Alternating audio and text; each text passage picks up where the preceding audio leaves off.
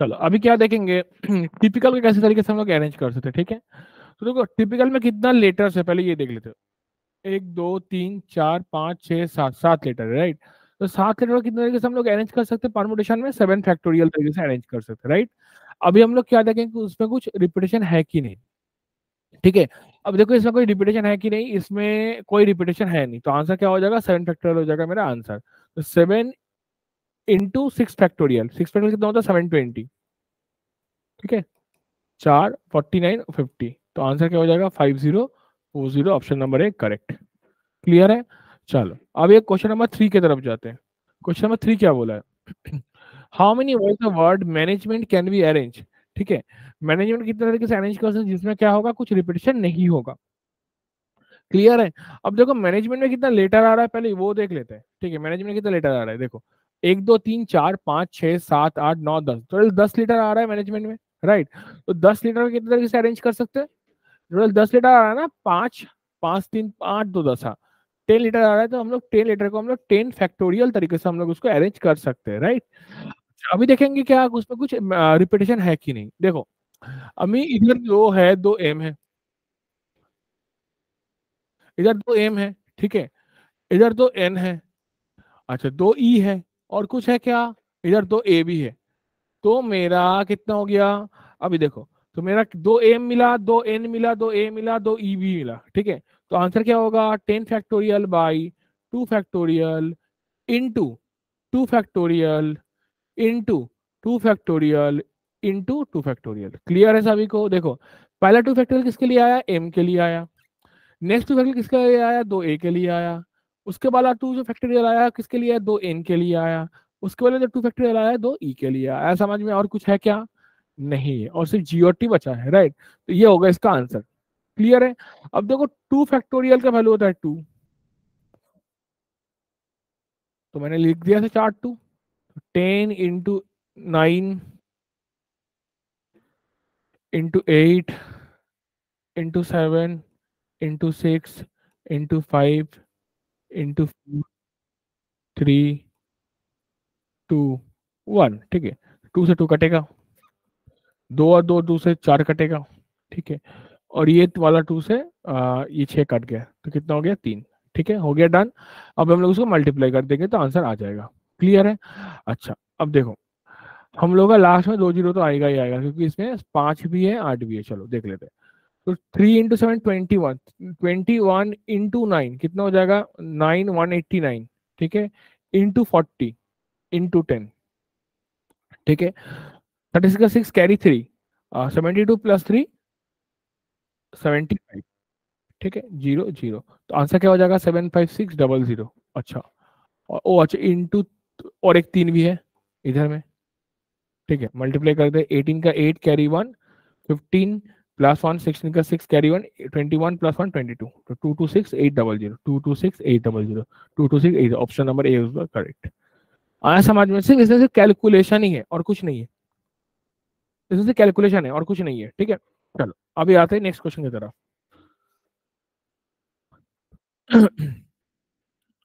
अभी next question क्या बोला है, करंट बी अरेंज, कितने तरीके से करंट को हम लोग अरेंज कर सकते हैं। पहले थिंग देखेंगे करंट में कितना लेटर्स है। तो करंट जो है इसमें टोटल 4 3 7 लेटर्स है, ठीक है। तो 7 लीटर को हम लोग 7 फैक्टोरियल तरीके से हम लोग उसको अरेंज कर सकते हैं, ठीक है ना। अभी देखेंगे क्या इसमें करंट को मैंने 7 फैक्टोरियल से अरेंज कर दिया। अभी देखेंगे रिपीटेशन है कि नहीं, हाँ भाई रिपीटेशन है। इसमें 2 R है, तो मैंने लिख दिया मैंने 2 फैक्टोरियल। क्लियर है। उसके बाद क्या है, और कुछ है क्या, और कुछ है नहीं, ठीक है, इतना ही है। क्लियर है, उसमें इतना ही है। तो आंसर क्या हो जाएगा, 7 फैक्टोरियल / 2 फैक्टोरियल हो जाएगा आंसर, ठीक है। तो 7 फैक्टोरियल का वैल्यू कितना हो जाता है, 7 × 6 × 5 × 4 × 3 × 2 फैक्टोरियल तो कट ही जाएगा, तो सिर्फ 2 ही रहेगा, 3 तक ही रहेगा, ठीक है। ये 2 से 2 तो कट जाएगा और कुछ है नहीं, तो अभी मल्टीप्लाई कर देते हैं आंसर आ जाएगा। अब देखो कितना हो जाएगा, ये 18 × 7 126, 126 × 20, ठीक है। 12 12 का 2 कैरी 1, 24 और का 25, आंसर क्या हो जाएगा 2520, 2520, ऑप्शन नंबर ए होगा करेक्ट, ठीक है। इतना आसान है ये क्वेश्चन, ठीक है। परमुटेशन कॉम्बिनेशन का क्वेश्चन सॉल्व करना बहुत आसान होता है, सिर्फ लॉजिक याद रखो, परमुटेशन मतलब क्या होता है और कॉम्बिनेशन मतलब क्या होता है, ठीक है। अच्छा, अभी आते हैं हम लोग एनर्जी की तरफ। एनर्जी कितने तरीके से अरेंज कर सकते हैं एनर्जी को, ठीक है, जिसमें क्या होगा, ऑल वॉवेल्स और ऑल कंसोनेंट कम टुगेदर होगा। अब देखो, हम लोग को पता है वॉवेल्स कितना होता है, वॉवेल्स हम लोग का जो होता है ए ई आई ओ यू, टोटल 5 वॉवेल्स हुए, राइट। तो मेरा ई वॉवेल हुआ, ठीक है, इसमें टोटल कितना वॉवेल है, 2 ही वॉवेल है। तो बाकी कितना है, बाकी मेरा जो 4 है वो कि मेरा 4 जो है आपका कंसोनेंट है, ठीक है। तो बताओ दो वॉवेल को हम लोग कितने तरीके से अरेंज कर सकते हैं, दो जो वॉवेल है उसको हम लोग 2 फैक्टोरियल तरीके से उसको अरेंज कर सकते हैं, ठीक है, 2 फैक्टोरियल तरीके से उसको अरेंज कर सकते हैं, राइट। अच्छा, कॉन्सोनेंट को कितने तरीके से अरेंज कर सकते हैं, 4 फैक्टोरियल तरीके से अरेंज कर सकते हैं, क्लियर है, राइट। अभी ये जो वावेल और कॉन्सोनेंट बना, बेसिकली क्या बना, मैं बेसिकली ये बना कि क्लस्टर बना, मैंने आप लोगों को बोल भी रहा था। तो इधर बना कॉन्सोनेंट का क्लस्टर, इधर बना वावेल्स का क्लस्टर। अभी ये दोनों क्लस्टर के बीच में भी तो इंटरचेंज हो सकता है, हाँ या ना। तो मतलब वो कितने तरीके से इंटरचेंज होगा, 2 फैक्टोरियल तरीके से इंटरचेंज होगा, डिवाइडेड बाई, अब देखो इसमें 2 ई है तो नीचे क्या हो जाएगा, 2 फैक्टोरियल हो जाएगा, काटो 2 फैक्टोरियल 2 फैक्टोरियल, बचेगा क्या, 2 into 24, that is equal to 48। Clear है, ऑप्शन नंबर ए होगा करेक्ट। इतना आसान है टॉपिक। ओके, चलो आगे बढ़ते हैं। अभी क्या बोला है, in how many ways what pride be arrange so that all the vowels and consonant are come together, ठीक है। प्राइड, अब देखो इसमें भावल कौन सा है, आई है और ई है, दो भावल है, राइट। तो हम लोग इसको क्या बोलेंगे, 2 फैक्टोरियल तरीके से उसको अरेंज कर सकते हैं, दो भावल को। अब आ गया क्या, 3 कॉन्सोनेंट आया है, ये 3 कॉन्सोनेंट, 3 कॉन्सोनेंट को हम लोग 3 फैक्टोरियल तरीके से अरेंज कर सकते हैं, क्लियर है। अब ये दो भावल और 3 कॉन्सोनेंट है, ये भी तो अपने बीच में आपका अरेंज होगा, वो किस तरीके से अरेंज होगा, 2 फैक्टोरियल तरीके से अरेंज होगा, राइट। अब इसमें देखो कुछ रिपीटेशन है कि नहीं, कुछ रिपीटेशन है नहीं, चलो लिख लो। 3 फैक्टोरियल का वैल्यू होता है 6, 2 का वैल्यू होता है 2, 2 का वैल्यू होता है 2, आंसर कितना हो जाएगा 24, क्लियर है, ऑप्शन नंबर सी होगा करेक्ट। चीज इतना आसान है, ठीक है, आगे बढ़ते हैं। अभी क्या बोला, in how many ways the I guide be arrange so that all the consonant vowels are come together, same तरीके से करेंगे। पहले हम लोग वॉवल फाइंड आउट करते हैं, आई वॉवल है, यू वॉवल है, आई वॉवल है, ई वॉवल है, टोटल कितना वॉवल मिला मेरे को, 4 वॉवल मिला मेरे को, राइट। तो 4 वॉवल कितने तरीके से अरेंज कर सकते हैं हम लोग, 4 फैक्टोरियल तरीके से अरेंज कर सकते हैं, क्लियर है। अच्छा, अभी देखते हैं कॉन्सोनेंट कौन सा है, इधर इधर 4 हो गया, इधर एक 5 टोटल कॉन्सोनेंट है। तो 5 कॉन्सोनेंट हम लोग 5 फैक्टोरियल तरीके से अरेंज कर सकते हैं, है, क्लियर है कि नहीं। अभी देखेंगे इसमें कुछ रिपीटेशन आ रहा है कि नहीं, हाँ भाई है, 2 आई आ रहा है, तो नीचे क्या हो जाएगा, 2 फैक्टोरियल हो जाएगा, खत्म। तो 4 फैक्टोरियल का वैल्यू कितना हो जाता है, 24। 5 फैक्टोरियल कितना होता है, 120 बाई 2, 2 से उड़ा 12 आ जाएगा, तो 1440 होगा, ऑप्शन नंबर बी करेक्ट। चीज इतना आसान है, आगे बढ़ते हैं, नेक्स्ट क्वेश्चन की तरफ जाते हैं। नेक्स्ट क्वेश्चन क्या बोला है, अभी वो देख लेते हैं। अभी देखो, ये बोला, in how many ways the letters of word simple can be arrange so that all vowels come together, ठीक है, जितना ही वॉवल्स है सारा एक साथ बैठेगा। अब देखो इसमें वॉवल क्या क्या है, आई है और ई है, यही दो वॉवल है। तो दो वॉवल कैसे हम लोग अरेंज कर सकते हैं हम लोग, ठीक है, दो वॉवल को हम लोग 2 फैक्टोरियल तरीके से अरेंज कर सकते हैं, हाँ या ना। अभी क्या बोला है क्वेश्चन में, सारा वॉवल एक साथ बैठेगा, अभी दो वॉवल एक साथ बैठेगा, मतलब बाकी जो कॉन्सोनेंट है कितना है, केवल 4 कॉन्सोनेंट आया है हम लोग के हाथ में। ये 4 कॉन्सोनेंट और ये जो एक वॉवल था, ये सबको मिला कितना हो गया, 5। तो कितना तरीके से अरेंज हो सकता है, 5 फैक्टोरियल तरीके से अरेंज हो सकता है, क्लियर है। इसमें अभी देखेंगे क्या कुछ रिपीटेशन है कि नहीं, नहीं है भाई, खत्म हो गया, डन। तो आंसर क्या हो जाएगा मेरा, तो 2 फैक्टोरियल इंटू 5 फैक्टोरियल, राइट। तो 2 का वैल्यू होता है 2, 5 फैक्टोरियल का वैल्यू होता है 120, तो आंसर कितना हो जाएगा 240, ऑप्शन नंबर सी होगा करेक्ट, ठीक है। आगे बढ़ते हैं, नेक्स्ट क्वेश्चन की तरफ जाते हैं, ठीक है। अच्छा, अभी क्या बोला, in how many veg word banking can be arrange in such a way that all vowels and consonant comes together, ठीक है। सेम तरीके से पहले भावल्स निकालते हैं, एक है भावल, दो है भावल, और कुछ भावल है नहीं है, तो दो भावल को हम लोग कितने तरीके से अरेंज कर सकते हैं, 2 फैक्टोरियल तरीके से अरेंज कर सकते हैं, क्लियर है।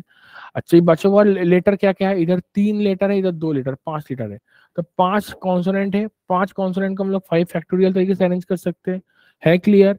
अच्छा, अभी ये जो 5 कॉन्सोनेंट का क्लस्टर है, इधर इधर जो 2 कॉन्सोनेंट का 2 वॉवल के क्लस्टर है, ये दोनों क्लस्टर में भी तो आपस में अरेंज होगा, हाँ या ना? मैंने अभी वही बोला, वॉवल कॉन्सोनेंट की जगह जाएगा, कॉन्सोनेंट वॉवल की जगह जाएगा, तो कितने तरीके से अरेंज हो सकता है? 2 तरीके से अरेंज हो सकता है, मतलब 2 फैक्टोरियल तरीके से, राइट? अभी देखेंगे क्या इसमें कुछ रिपीटेशन है कि नहीं, हाँ भाई है ना, 2 n है, नीचे क्या हो जाएगा, 2 फैक्टोरियल हो जाएगा, ठीक है? और कुछ है क्या रिपीटेशन? नहीं है, तो 2 से 2 कटेगा, खत्म करो बात। तो आंसर क्या हो जाएगा, 2 इंटू 5 का फैक्टोरियल मतलब 120, आंसर कितना हो जाएगा, 240। ऑप्शन नंबर डी होगा करेक्ट, ठीक है?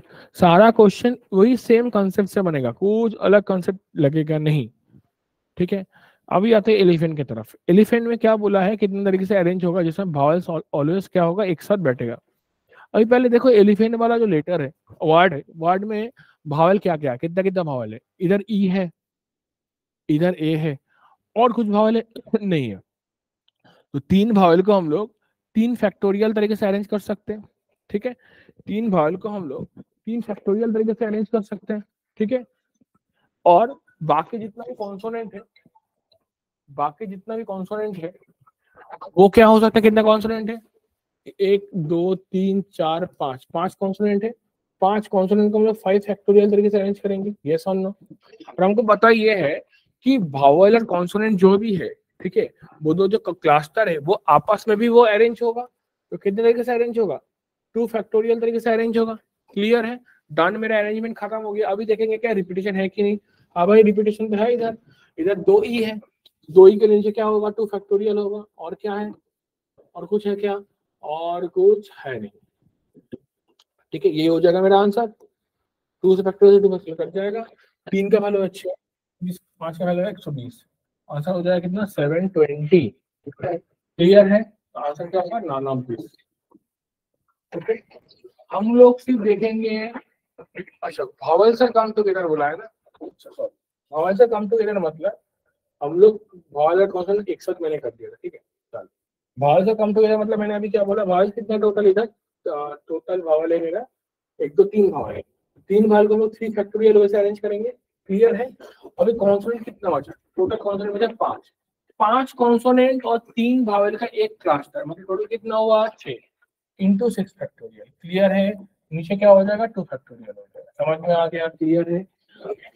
3 फैक्टोरियल का वैल्यू कितना हो जाएगा, 6, 6 फैक्टोरियल का वैल्यू कितना हो जाता है मेरे, 720 बाई 2, 300 क्या हो जाएगा ये, 2160। ऑप्शन नंबर बी होगा। देखो vowels are come together, consonant consonant and vowels are come together में बहुत अंतर है। इसमें जो बोला था all vowels are consonant are come together, इसका मतलब क्या है? इसका मतलब ये है, मान लो इधर वावल्स है, इधर कॉन्सोनेंट है, ये वावल्स के बीच में मान लो ये ए ई ओ है, समझो चीज को अच्छे से। कॉन्सोनेंट में मान लो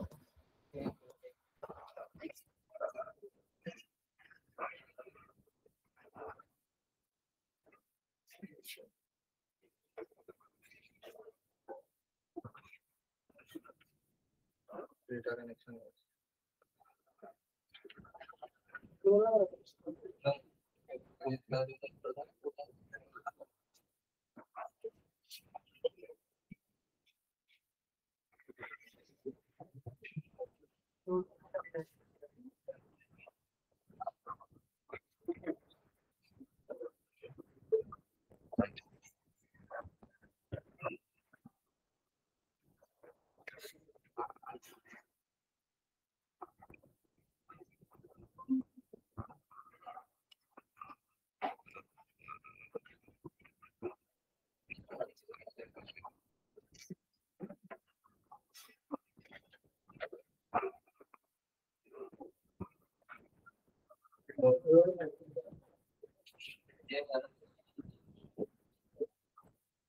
फिर वाईफाई लगाना ही नहीं चाहिए।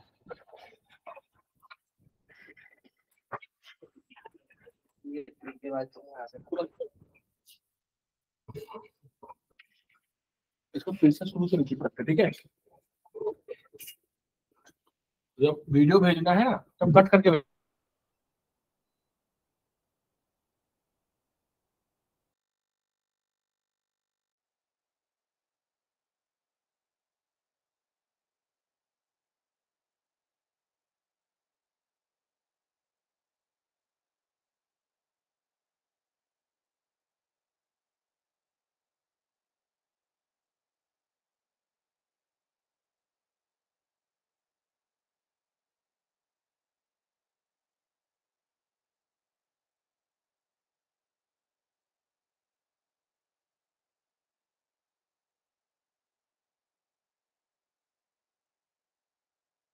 रिस्पॉन्ड भी करता है बच्चा।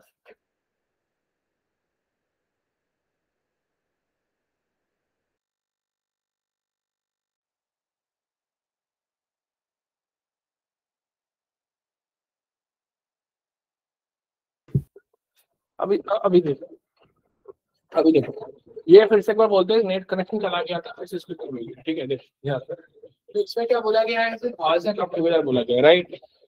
देखो वॉइस कम टुगेदर और कॉन्सोनेंट कम टुगेदर दोनों में फर्क है। वॉवल्स और कॉन्सोनेंट कम टुगेदर मतलब क्या है, देखो वॉवल का क्लस्टर और कॉन्सोनेंट का क्लस्टर दोनों अलग अलग होगा। वॉवल्स और कम टुगेदर मतलब क्या है, वॉवल्स जो होगा वो एक साथ बैठेगा, वो कॉन्सोनेंट कॉन्सोनेंट के मिडिल में भी बैठ सकता है, साइड में भी बैठ सकता है, कोई भी जगह बैठ सकता है, राइट। लेकिन जब ये दोनों एक साथ बैठेगा, बोला गया क्या है, दोनों मिसमैच कभी नहीं होगा। जैसे कि एकदम बेसिक एग्जांपल से देखो, जैसे कि मान लो ए और के ओ है, ठीक है। इसमें वॉवल कौन सा है, ए और ओ है। तो ए ओ ऐसे भी बैठ सकता है, ठीक है, ऐसे भी बैठ सकता है,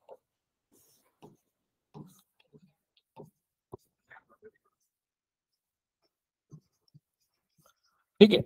लेकिन जब वॉवल्स और कॉन्सोनेंट कम टुगेदर बोलेगा, ये ये कॉम्बिनेशन कभी पॉसिबल नहीं है, ये वाला कभी भी पॉसिबल नहीं है। तो हम लोग कैसे होगा, कुछ इस तरह से होगा, ए ओ आर के, ओ ए के आर, ओ ए आर के, ए ओ के आर।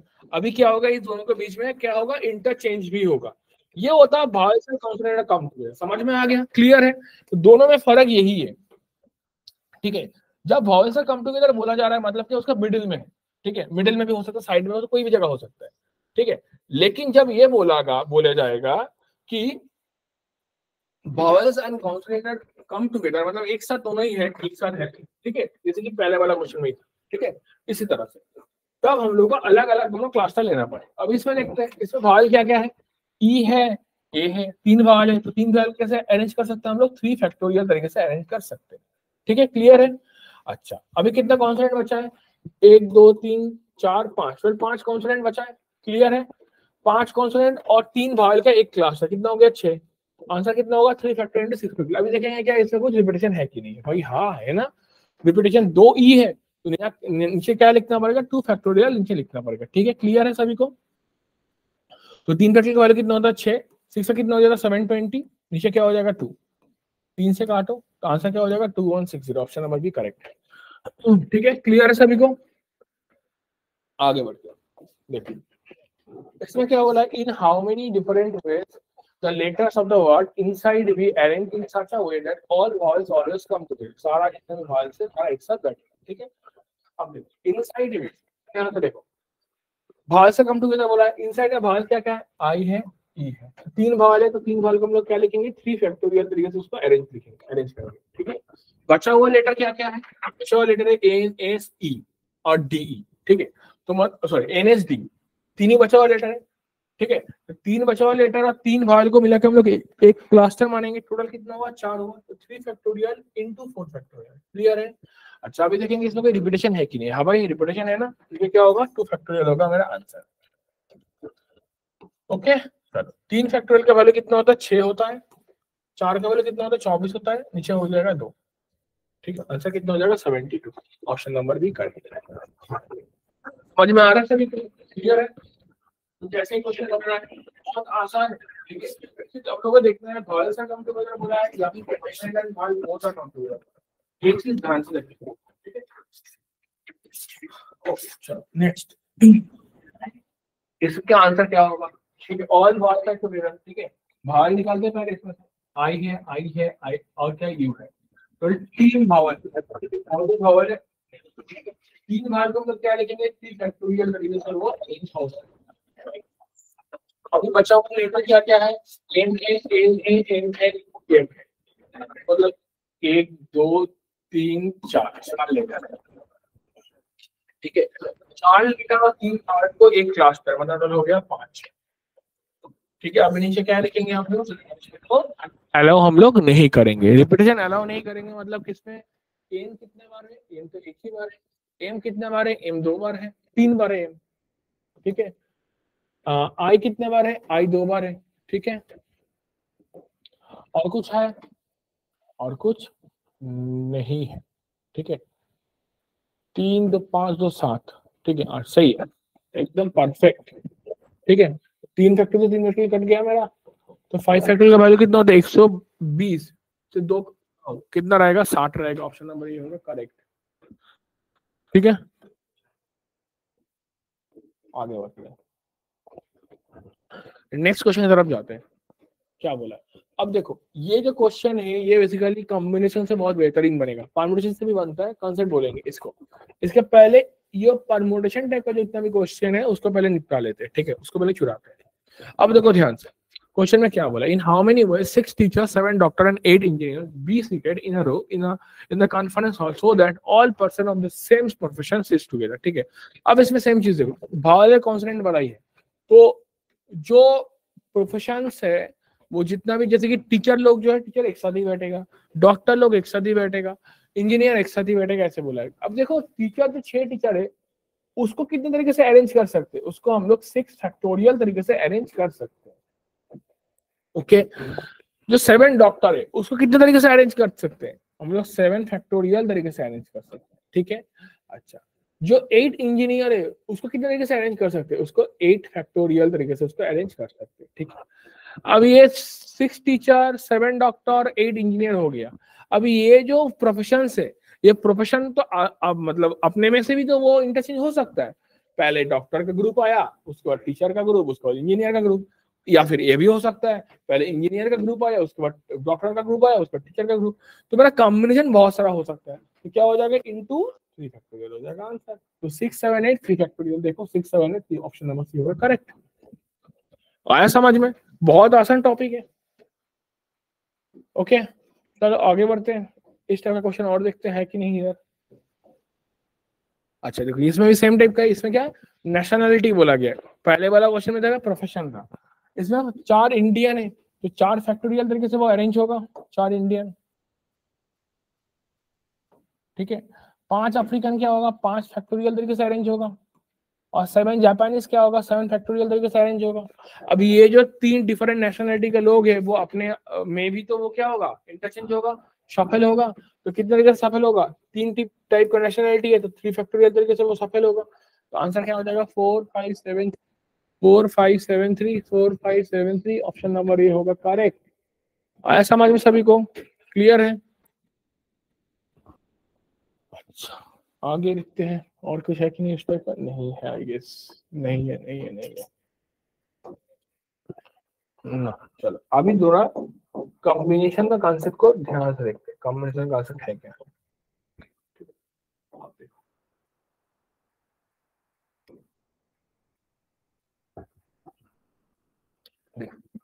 कॉम्बिनेशन मतलब मैंने क्या बोला था? कॉम्बिनेशन मतलब मैंने बोला था सिलेक्शन। ठीक है, तो वो सिलेक्ट करने का जब भी मौका मिलेगा तब भी हम लोग क्या यूज करेंगे? कॉम्बिनेशन को यूज करेंगे। ठीक है, तो कॉम्बिनेशन लिखने का स्टाइल क्या था? कॉम्बिनेशन लिखने का स्टाइल था एनसीआर से हम लोग कॉम्बिनेशन को लिखते हैं। एनसीआर से हम लोग कॉम्बिनेशन को लिखते हैं। ठीक है, एनसीआर। ठीक है, एनसीआर से लिखते हैं। अच्छा, ये एनसीआर क्या था?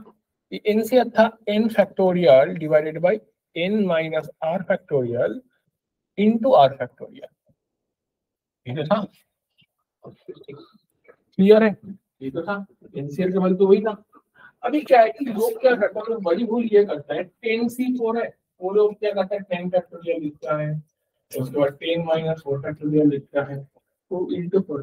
भाई इतना टाइम हम लोग क्यों वेस्ट करें? अब जिसको देख, इसको स्प्लिट करना सीखो, क्या होता है क्या, जब स्प्लिट करना सीख जाओगे चीज बहुत इजीली बनना शुरू हो जाएगा।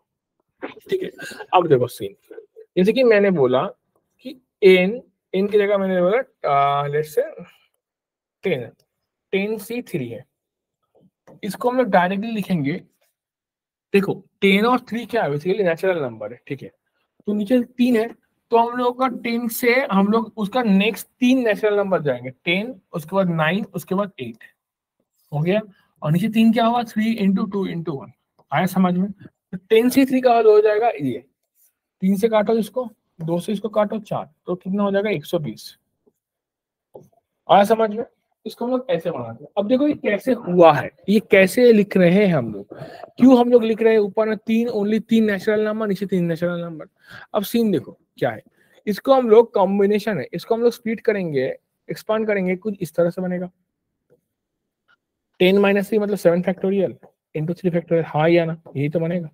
अच्छा 10 फैक्टोरियल को क्या हम लोग ऐसे लिख सकते हैं 10 इंटू 9 इंटू 8 इंटू 7 फैक्टोरियल, नीचे क्या होगा 7 फैक्टोरियल इंटू 3 इंटू 2 इंटू 1, तो 7 फैक्टोरियल से 7 फैक्टोरियल उड़ गया, तो बचेगा क्या 10 into 9 into 8 divided by 3 into 2 into 1।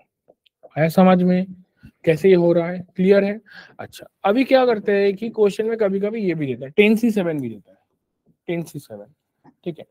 तो 10C7 जब देगा तो वो भी क्या आप लोग वैसे ही करेंगे 10 इंटू 9 इंटू 8 इंटू 7 से लास्ट 7 तक जाएंगे, से ऊपर में 7 टर्म तक लेंगे, नीचे भी 7 से लेकर एक टर्म तक लेंगे, नहीं। ये 10C7 होता है वो 10C3 के बराबर होता है। क्यों बराबर होता है, हम लोगों का कॉम्बिनेशन में एक कंसेप्ट ये भी है NCR1 इक्वल टू NCR2 कब होता है, जब R1 प्लस R2 का सम इनके बराबर होता है, ठीक है। क्यों मैं बोल रहा हूं, कैसे ये हुआ, अब इसको भी समझो अच्छे से। 10C7 है ना भाई, तो 10C7 मतलब क्या लिखेंगे हम लोग, 10 से लेके 7, टोटल 7 टर्म लिखेंगे, 10 9 8 7 6 5, देखो कितना होगा 4, तो 6 हो गया, और एक लिखेंगे 4, इतना ही होगा। नीचे क्या लिखेंगे 7 से शुरू करेंगे हम लोग, ठीक है। क्या होगा ये 7 6 5 4 3 2 1, ठीक है। देखो 7 से 7 कट गया, 6 से 6 कट गया, 5 से 5 कट गया, 4 4 कट गया, तो बचेगा क्या 10 9 8 3 2 1, जो 10C3 में भी था।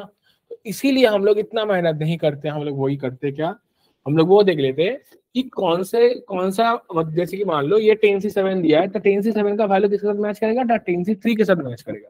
सेम तरीके से 10C6 का वैल्यू किसके साथ मैच करेगा, 10C4 के साथ मैच करेगा।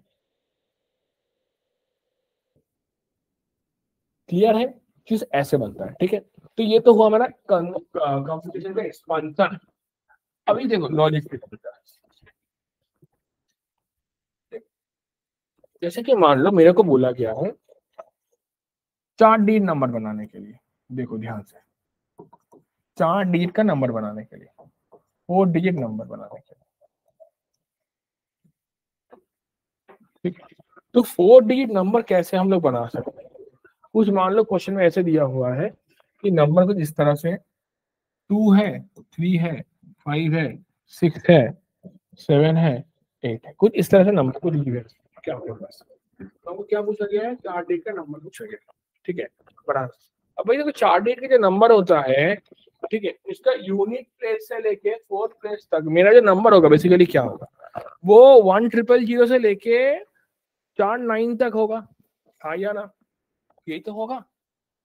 तो लेकिन इसमें 0 तो है नहीं, कोई टेंशन लेने की जरूरत नहीं। तो 4 डिजिट का नंबर बोला गया तो 4 ऐसा प्लेस बनाओ, ठीक है, 4 ऐसा प्लेस बनाओ, 4 डिजिट का है तो 4 प्लेस बनाओ, ठीक है। अब देखो 4 डिजिट का नंबर है तो किससे बनाना है, इससे ही बनाना है। क्वेश्चन में मेंशन कर भी सकता है कि रिपीटेशन नॉट अलाउड, कभी कभी नहीं बोला जाता है, लेकिन हम लोग बाय डिफॉल्ट क्या करेंगे, रिपीटेशन को अलाउ नहीं करेंगे, ठीक है।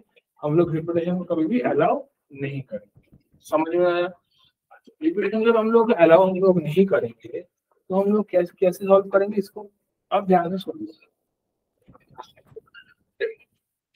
इस टाइप का क्वेश्चन सॉल्व करने का बेस्ट टेक्निक ये होता है, कोई भी एक क्वेश्चन स्टार्ट करो, या फिर इनिशियल पोर्शन या फिर लास्ट वाला, मतलब यूनिटी से शुरू करो या शुरू से शुरू, चलो हम लोग शुरू करते हैं एकदम पहला वाला जगह से शुरू।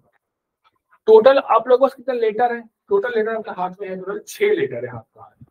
तो पहले वाला प्लेस में 6 में से कुछ ना कुछ लेटर तो बैठेगा ही बैठेगा, तो हम लोग किस तरीके से बैठा सकते हैं, 6C1 तरीके से बैठा सकते हैं, राइट, क्लियर है। तो पहला वाला स्थान वाला जो प्लेस है उस प्लेस में 6 में से कोई भी एक नंबर बैठ सकता है, ठीक है। अच्छा नेक्स्ट, अभी पहला वाला प्लेस में एक नंबर बैठ गया, राइट। अभी दूसरा वाला प्लेस खाली है अभी। तो दूसरा वाला प्लेस में हम लोग, तो पहला में एक नंबर बैठ ही गया, तो बचा हुआ नंबर कितना है, 5 नंबर बचा हुआ है, तो मतलब दूसरा वाला प्लेस में 5C1 तरीके से नंबर बैठा सकते हैं। क्लियर है, मतलब 5 नंबर में से एक नंबर बैठा सकते हैं, ठीक है। अच्छा, उसके बाद नेक्स्ट प्लेस में क्या बैठा सकते हैं हम लोग, जो 4 नंबर बचा हुआ है वो 4 नंबर में से एक नंबर बैठा सकते हैं, तो क्या होगा, ये 4C1 होता है। और लास्ट वाला प्लेस में क्या बचा रहेगा, 3 नंबर बचा रहेगा, तो 3 नंबर में से एक नंबर बैठा सकते हैं हम लोग। तो आंसर क्या हो जाएगा, 6 × 5 × 4 × 3, खत्म। 30 और 12, मतलब आंसर हो जाएगा 360। क्लियर है ये चीज, तो कैसे हम लोग को 4 डिजिट नंबर बनाना है। ओके अच्छा, अभी देखो ये सेम क्वेश्चन दिया हुआ है, 4 डिजिट नंबर बोला गया है, ठीक है। अभी नंबर को कुछ इस तरह से 0 2 3 5 7 8 और 9, ठीक है। आपको 4 डिजिट का नंबर बोला गया, तो 4 डिजिट का नंबर है, मतलब क्या करेंगे हम लोग, 4 ऐसे प्लेस बनाएंगे। समझ में आया कि नहीं आया? ओके अच्छा, अभी देखो 4 डिजिट का नंबर बनाना है।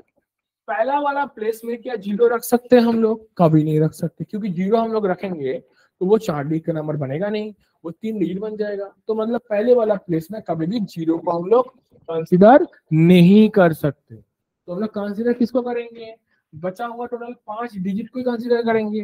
5 में से एक बैठेगा, मतलब हम लोग कॉम्बिनेशन क्या हो जाएगा, 5C1 हो जाएगा। आया समझ में, क्लियर है। अभी क्या होगा, 0 अभी तो अवेलेबल हो गया है, तो 0 तो अभी बैठा सकते हैं कोई भी जगह में, 0 जब बैठा सकते हैं हम लोग। तो मेरा अभी हाथ में कितना नंबर है, क्योंकि पहला प्लेस में एक नंबर बैठ गया है, बचा हुआ नंबर कितना, अभी बचा हुआ नंबर है तुरंत 5। इसमें भी क्या होगा, 5C1 बचेगा, उसके बाद क्या होगा, 4C1 होगा, उसके बाद क्या होगा, 3C1। बोलो क्लियर है कि नहीं। 25 × 4 2 100 × 3 मतलब 300 होगा आंसर, ठीक है। क्लियर है, ओके। पहला प्लेस में एक बैठ गया है, तो बचा हुआ 6 नंबर में से कितना नंबर बचा है, 5 नंबर ही बचा है, ठीक है। ओके, जब हम लोगों का दूसरा प्लेस में भी एक नंबर बैठ जाएगा, तो बचा हुआ नंबर कितना बचेगा, बचा हुआ नंबर होगा 4। 4 में जब एक बैठ जाएगा, बचा हुआ नंबर कितना है, 1, तो ये मतलब 3, तो हो गया क्या, 5 × 5 × 4 × 3, ये होगा मेरा आंसर, मतलब 300 हो गया मेरा आंसर, ठीक।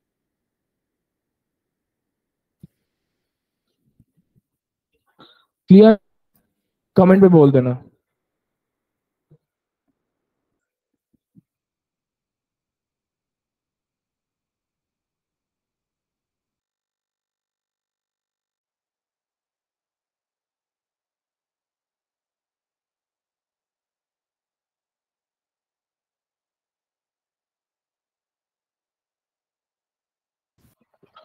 तो समझ में आ गया क्या है, बहुत इजी टॉपिक है। अभी देखो क्वेश्चन की तरफ जाइए, क्वेश्चन में क्या बोला है, अब देखो। अब देखो क्या बोला है,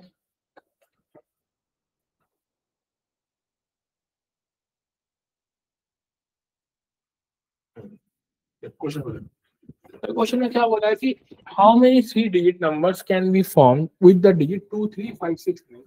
3 डिजिट का नंबर बनाना है, digit of differential digit not allowed. 3 digit का नंबर बनाना है, 3 डिजिट का नंबर बनाना है, तो हम लोग 3 प्लेस लिखेंगे, ऐसे खत्म करेंगे बात। तो पहले वाला प्लेस में 5 नंबर में से कोई भी एक नंबर बैठ सकता है, तो आंसर क्या होगा, 5C1 होगा। दूसरा वाला प्लेस में बचा हुआ 4 नंबर में से एक नंबर बचेगा, बैठेगा, 4C1 होगा। नेक्स्ट में क्या होगा, 3C1 होगा।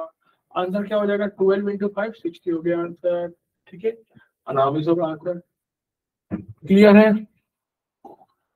3 डिजिट नंबर बोला है ना, 3 डिजिट नंबर हम लोग कैसे बना सकते हैं, हम लोग 5 4 3 से बना सकते हैं हम लोग 3 डिजिट नंबर, क्लियर है। इसमें बोला क्या गया, रिपीटेशन, ओ रिपीटेशन डिजिट अलाउड बोला है, ओ अलाउड बोला है। जब अलाउ बोला जाएगा तब क्या होगा, सब जगह में हम लोग 5 5 डिजिट लगाएंगे, तो आंसर क्या हो जाएगा, 125।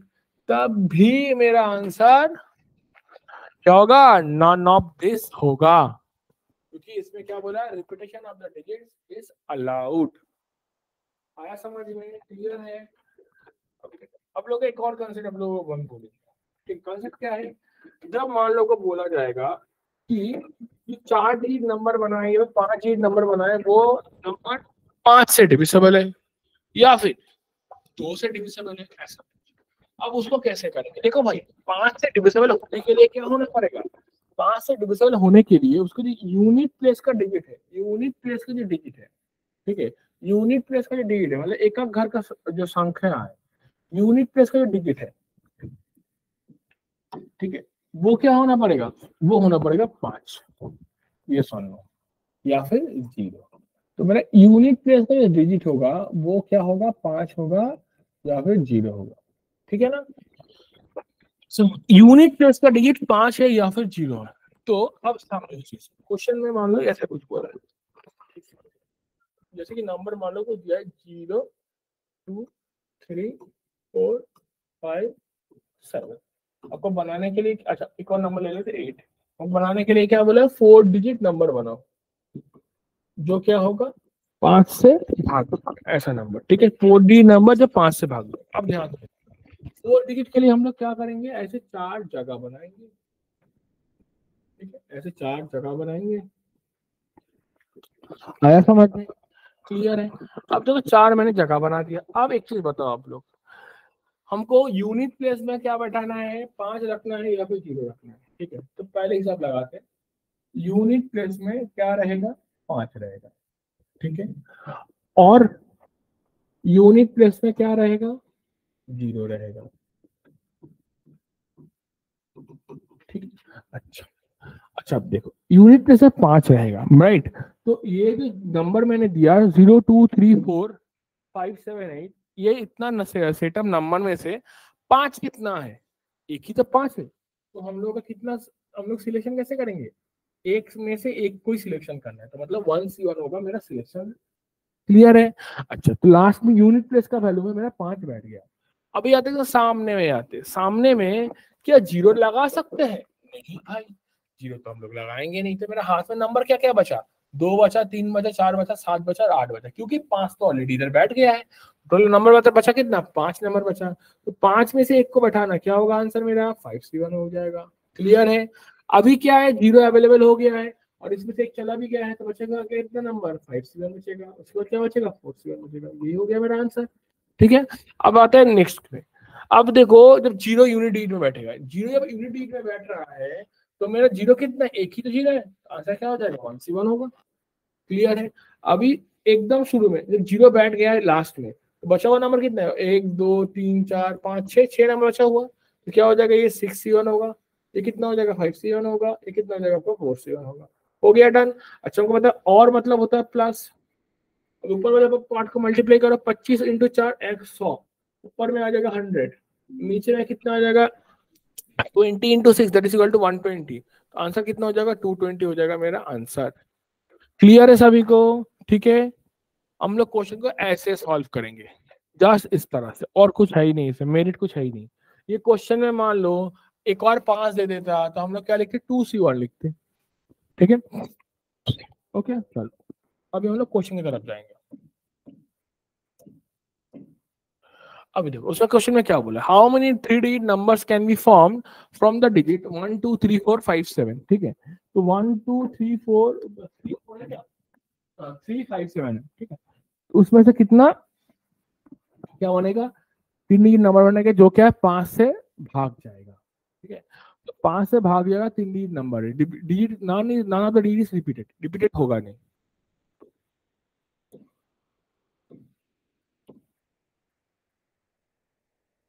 चल 3 डिजिट के लिए 3 प्लेस बना लेते हैं, ठीक है। क्लियर है? अच्छा, 3 डिजिट के लिए मैंने 3 प्लेस बना लिया।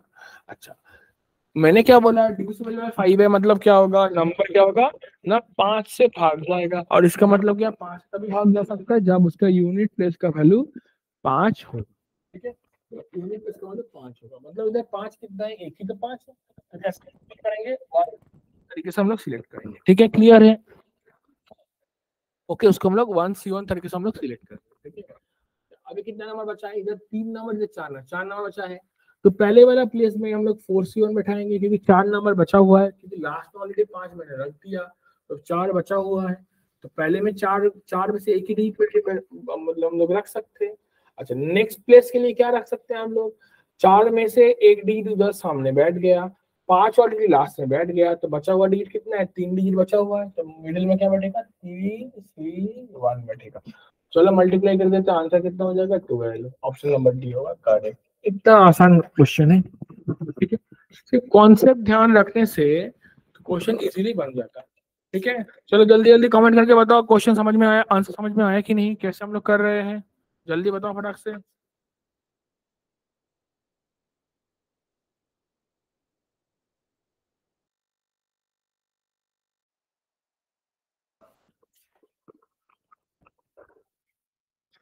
अभी देखो नेक्स्ट क्वेश्चन की तरफ जाएंगे, ठीक है। बहुत आसान टॉपिक है भाई, बहुत ही आसान टॉपिक है, ठीक है। आराम से इसको बनाएंगे, आराम से बनाएंगे। देखो अभी ये क्वेश्चन की तरफ, सेम क्वेश्चन है, ठीक है। इसका आंसर आप लोग जल्दी जल्दी कमेंट सेक्शन में बताओ, उसके बाद हम लोग इसको सॉल्व करके भी दिखाएंगे। जल्दी जल्दी बताओ कमेंट सेक्शन में, फटाक से बताओ।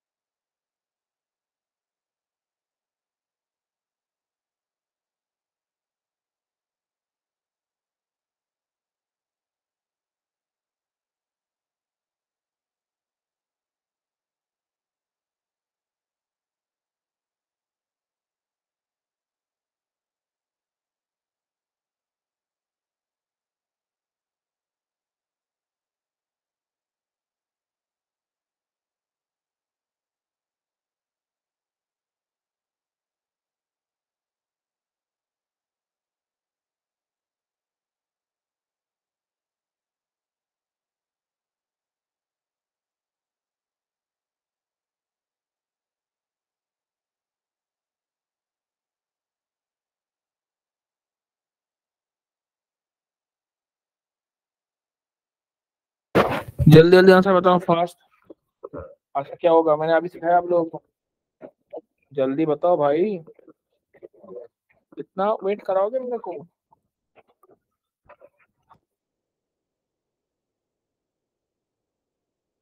चलो बोल देते हैं, आप लोग तो बोल नहीं पाए हो। देखो 3 डिजिट नंबर बनाना है, राइट। क्या होगा, वो डिविजिबल किससे भाग जाएगा? 5 से भाग जाएगा, ठीक है। 3 डिजिट है तो 3 जगह बनाओ, ऐसे खत्म करो बात, ठीक है। अभी देखो 5 से डिविजिबल है, इसका मतलब क्या है? यूनिट प्लेस का वैल्यू क्या होगा? 5 होगा या फिर 0 होगा, ठीक है। तो यूनिट प्लेस एक बार हम लिखेंगे ऐसे 5, एक बार हम लोग लिखेंगे यूनिट प्लेस का वैल्यू 0, ओके। तो चलो ठीक है,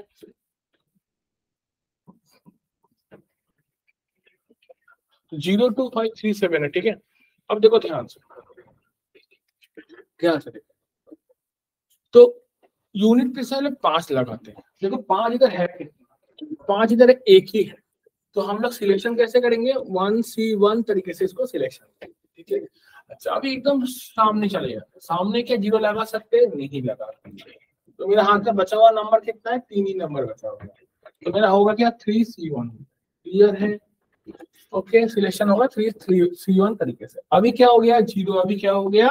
अवेलेबल हो गया। जब 0 अवेलेबल हो गया है, अब अभी कितना नंबर बचा है? क्योंकि इसमें तो पहले में प्लेस में एक नंबर ऑलरेडी बैठ चुका है, तो नंबर कितना अवेलेबल है? अब अभी 3 ही नंबर अवेलेबल है। क्या हो जाएगा? ये 3C1 हो गया, क्लियर है, इंटू 1C1, खत्म। Okay, next. अभी क्या है? कि जीरो जब यूनिट प्लेस में बैठ गया, जीरो इसमें कितना है, एक तो जीरो है, क्या होगा 1C1 करके उसको हम लोग सिलेक्ट करेंगे। ठीक है, और पहला प्लेस में कितने जगह है, 4 नंबर, हम लोग 4 में से कोई भी एक लगा सकते हैं पहला प्लेस में। नेक्स्ट प्लेस में क्या कर सकते हैं, उसमें तो ऑलरेडी एक बैठ गया है, इधर क्या बैठेगा, 3 में से एक ही बैठेगा, हो गया मेरा आंसर। इधर का हो गया 9, इधर का हो गया 12, 9 प्लस 12 कितना हो गया 21, आंसर क्या होगा नाना। इतना आसान टॉपिक है भाई, ठीक है, इतना आसान टॉपिक है। आगे बढ़ते हैं।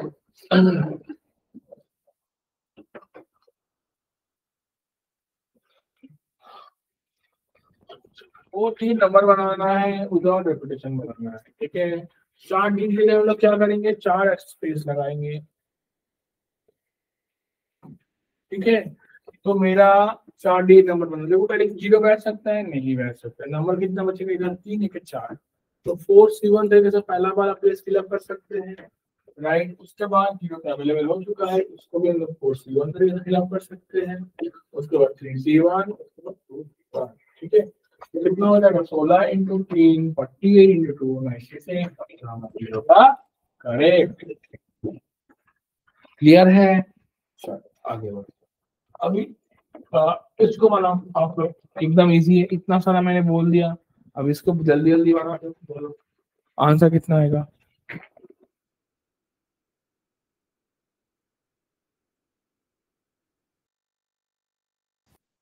अब इसको सॉल्व कर दो, क्या होगा आंसर, 4 डिजिट नंबर है ना, तो 5913 है, 4 डिजिट है, 4 प्लेस बनाएंगे हम लोग इसको, ठीक है। 5913, तो 4 में से एक बैठेगा इधर सामने में, उसके बाद 3 में से एक बैठेगा, उसके बाद 2 में से एक बैठेगा, उसके बाद 1 में से एक बैठेगा, ठीक है। क्लियर है, तो आंसर क्या हो जाएगा, 4 इंटू 3 12 इंटू 2 24, ठीक है, ठीक है। तो आंसर होगा नॉन ऑफ दिस, ई होगा करेक्ट। 4 डिजिट नंबर बनाना है,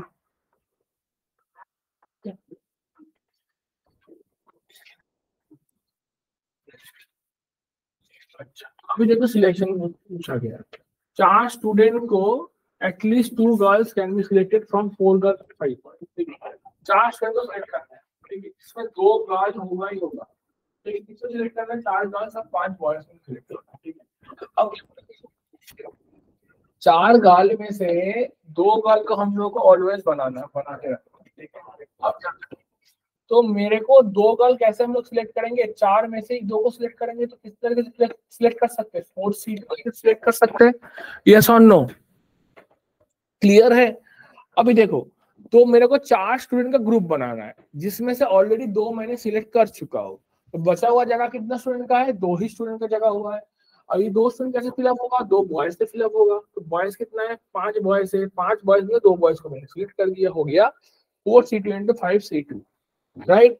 अभी तक मेरा खत्म नहीं हुआ, क्वेश्चन में एटलीस्ट वाला वर्ड मेंशन है, एटलीस्ट का मतलब क्या होता है, मिनिमम, मैक्सिमम सभी हो सकता है, ठीक है। एटलीस्ट मेंशन नहीं होता, 2 गर्ल सिलेक्ट करना है बोलता, तो यही हो जाता है मेरा आंसर।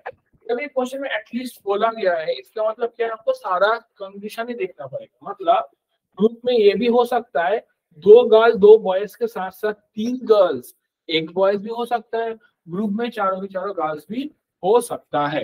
तो मेरा एक हुआ, और क्या हो सकता है, और मतलब भी हम लोग क्या लगाते हैं, प्लस लगाते हैं, और क्या होगा, अब देखो 4C3 इंटू 5C1 हो जाएगा, राइट, और क्या होगा 4C4 इंटू 5C0 होगा, ठीक है। 4C2 का वैल्यू जरा निकालते फटक से, 4 इंटू 3 बाई 2 इंटू 1, तो ये हो गया मेरा 6।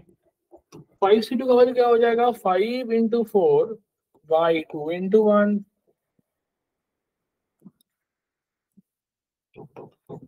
कितना हो गया मेरा 10। 4C3 मतलब 4C1 होता है, मतलब 4, 5C1 मतलब 5 होता है, इधर हो गया 1, ठीक है।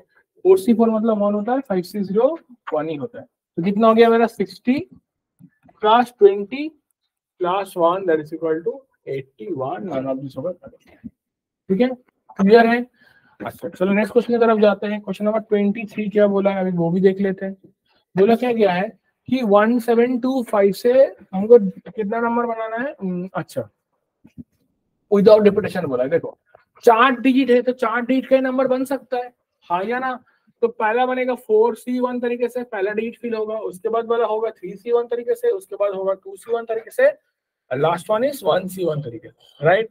4 इंटू 3 12 इंटू 2 24, ठीक है। आंसर होगा नॉन ऑफ दिस। ओके, क्योंकि रिपीटेशन नहीं है। रिपीटेशन होता तो सारा में ही हम लोग 4 करके डिजिट लगा देते, ठीक है। अभी देखते हो, अभी क्या बोला है क्वेश्चन में, 10 बॉयज और 8 गर्ल्स को सिलेक्ट करना है, आउट ऑफ कितना 8 प्लेयर का टीम बनाना है, ठीक। इसमें क्या होगा ना, एटलीस्ट 4 गर्ल एंड 2 बॉयज होगा ही होगा टीम में, ठीक है। एटलीस्ट मतलब मैंने क्या बोला था, मिनिमम, तो मिनिमम 4 होगा, ठीक है। मैक्सिमम सारा ही हो सकता है, लेकिन इसमें एक और कंडीशन ये भी है कि 2 बॉयज भी होना चाहिए, ठीक है। 2 बॉयज भी क्या होना चाहिए, होना चाहिए।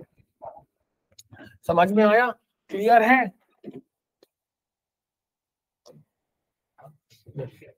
अभी देखो, अभी क्या है, इसको कैसे सॉल्व करेंगे। देखो, तो मेरे को 4 गर्ल्स चाहिए ही चाहिए। पहले हम लोग कोई भी एक को पकड़ के सॉल्व करेंगे, ठीक है। या फिर गर्ल्स लेके सॉल्व करेंगे या फिर बॉयज लेके सॉल्व, आंसर एक ही आने वाला है। तो देखो हम लोग 4 गर्ल्स को सिलेक्ट करेंगे, किससे सिलेक्ट करेंगे ना, 10 बॉयज और 8 गर्ल्स में से, राइट। तो 4 गर्ल्स सिलेक्ट करेंगे 8 में से, तो मेरा क्या होगा, कॉम्बिनेशन 8C4 हो जाएगा। पता है ना, सिलेक्शन मतलब ही होता है कॉम्बिनेशन, राइट। अच्छा, मेरे को टीम बनाना कितना प्लेयर का है, 8 प्लेयर का टीम बनाना है।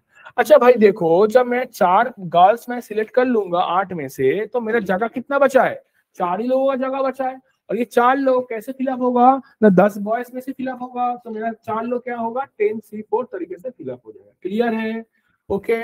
मैंने क्या बोला था, एटलीस्ट बोला है, तुम्हारा मेरे को सारा प्रोबेबल कंडीशन हम लोगों को चेक करना पड़ेगा। मतलब एक तरीका होगा, दूसरा क्या तरीका हो सकता है कि मिनिमम 4 बोला है, एटलीस्ट 4 का मतलब है मिनिमम 4 है, तो 5 भी हो सकता है। तो जब 5 हम लोग गर्ल सिलेक्ट करेंगे तो कैसे सिलेक्ट करेंगे, 8C5 तरीके से सिलेक्ट करेंगे। क्लियर है।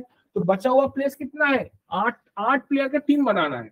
तो 5 जब गर्ल्स हो जाएगा तो बचेगा कितना, 3 गर्ल्स 3 बॉयज ही बचेगा। तो हम 3 बॉयज कैसे सिलेक्ट करेंगे, 10C3 तरीके से सिलेक्ट करेंगे। क्लियर है। नेक्स्ट, ये भी हो सकता है टीम में 6 गर्ल्स है, तो 8C6 हो जाएगा। जब हम लोग 8 प्लेयर में से 6 गर्ल्स चूज कर लेंगे, तो बचेगा कितना प्लेयर का जगह, 2 ही प्लेयर का जगह बचेगा। 2 प्लेयर क्या होगा, 2 बॉयज होगा, क्या होगा, 10C2 हो जाएगा। अब देखो और क्या हो सकता है, जब 7 गर्ल हम लोग चूज करेंगे, तो कैसे चूज करेंगे, 8C7 तरीके से चूज करेंगे।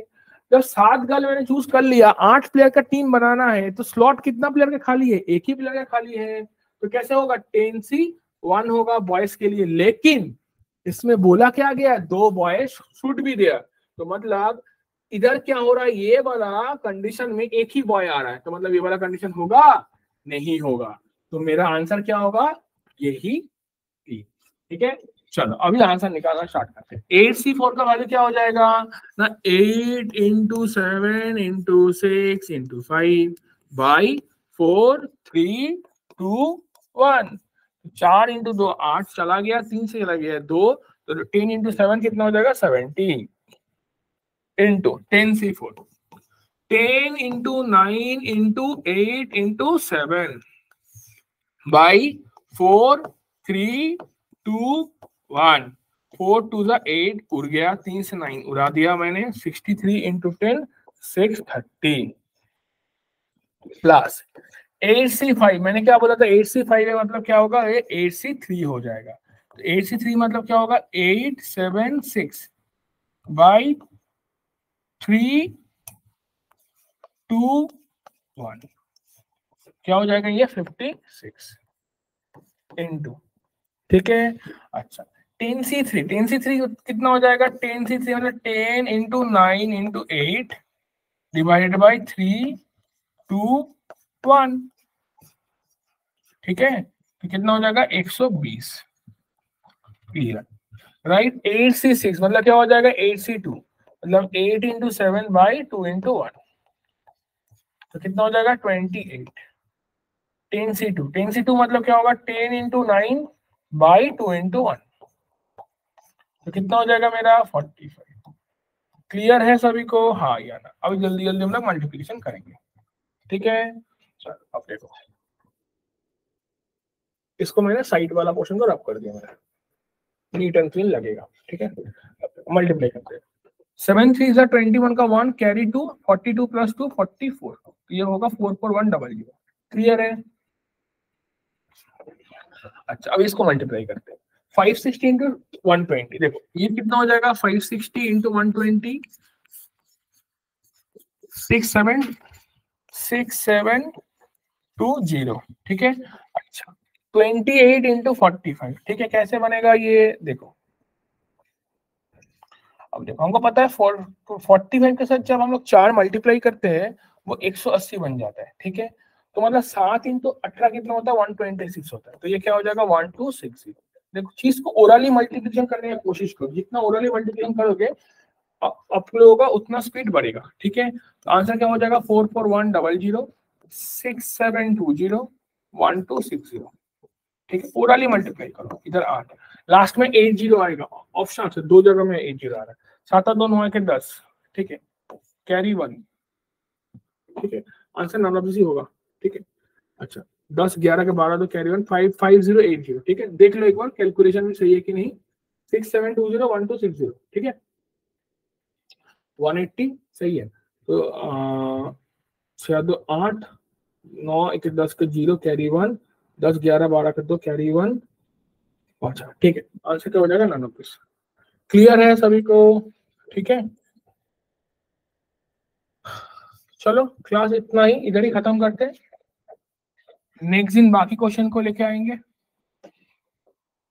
ओके।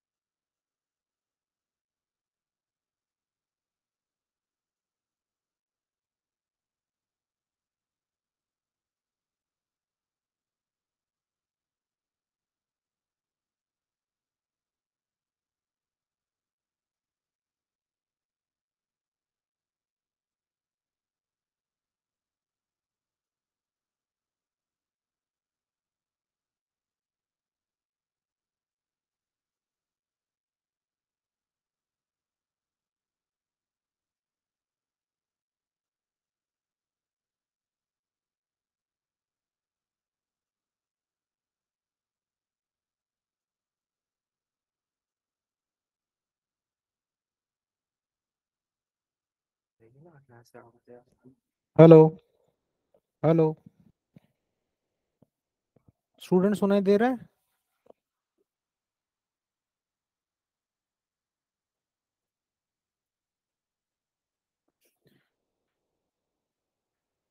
सुनाई दे रहा है?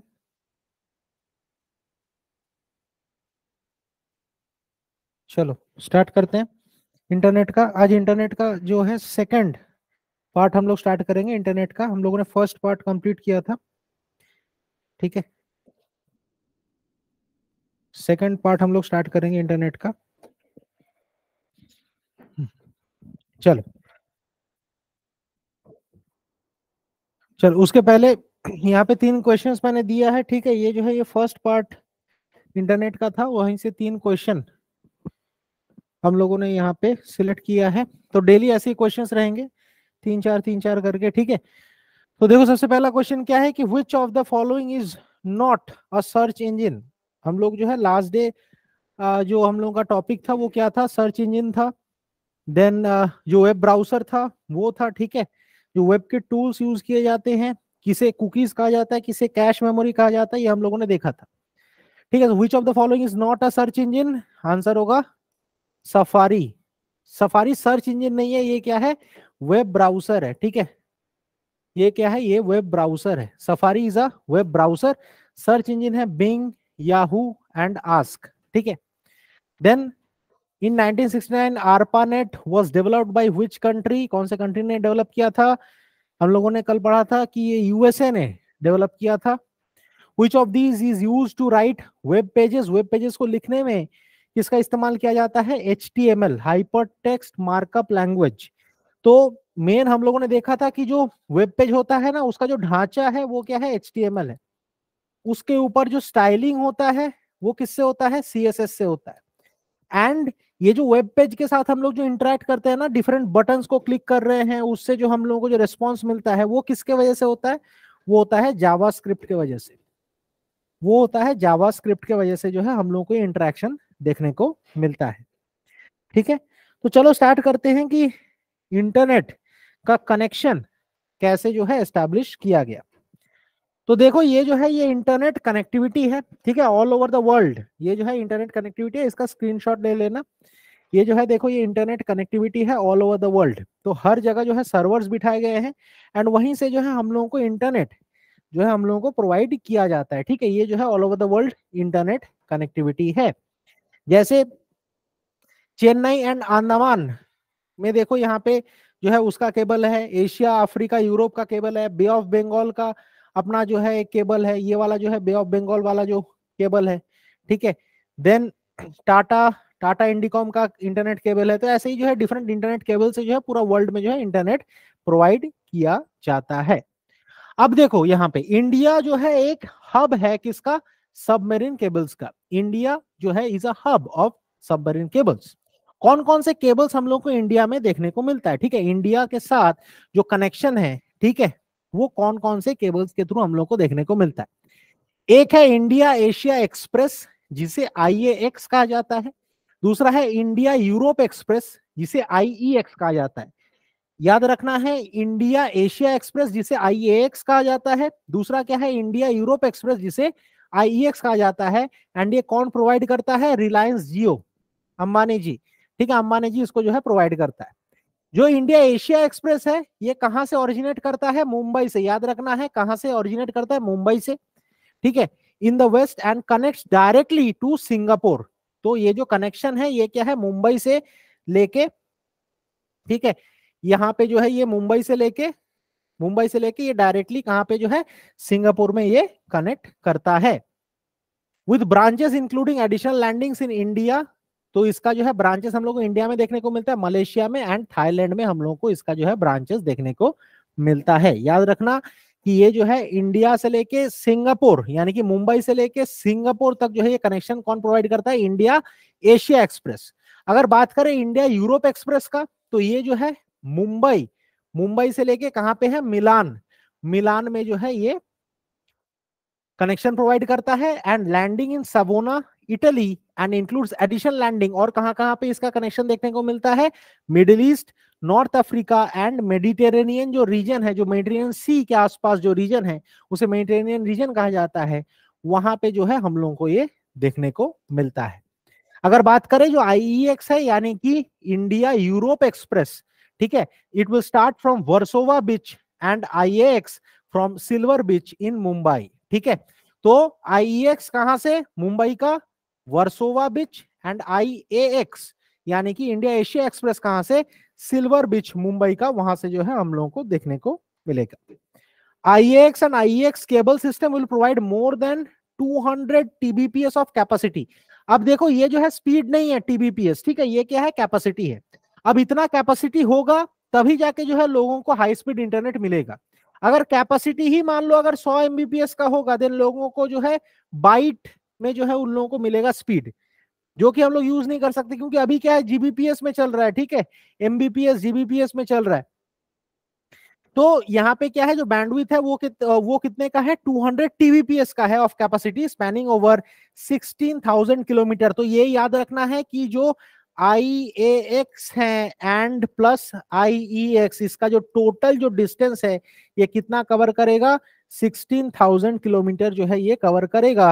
एंड ये कहां से स्टार्ट होगा, एक जो है वर्सोवा बीच से, ठीक है, मुंबई का IEX, एंड दूसरा क्या है, सिल्वर बीच से जो है वो IEX होगा। ठीक है, इतना समझ में आया, इंडिया से जो इंटरनेट का कनेक्शन है समझ में आया। अगर समझ में आया तो वहां पे लाइक का जो बटन है उसको क्लिक कर देना है, ठीक है। हाँ ठीक है, हाँ बोलो, रेज्ड हैंड्स, कोई डाउट है?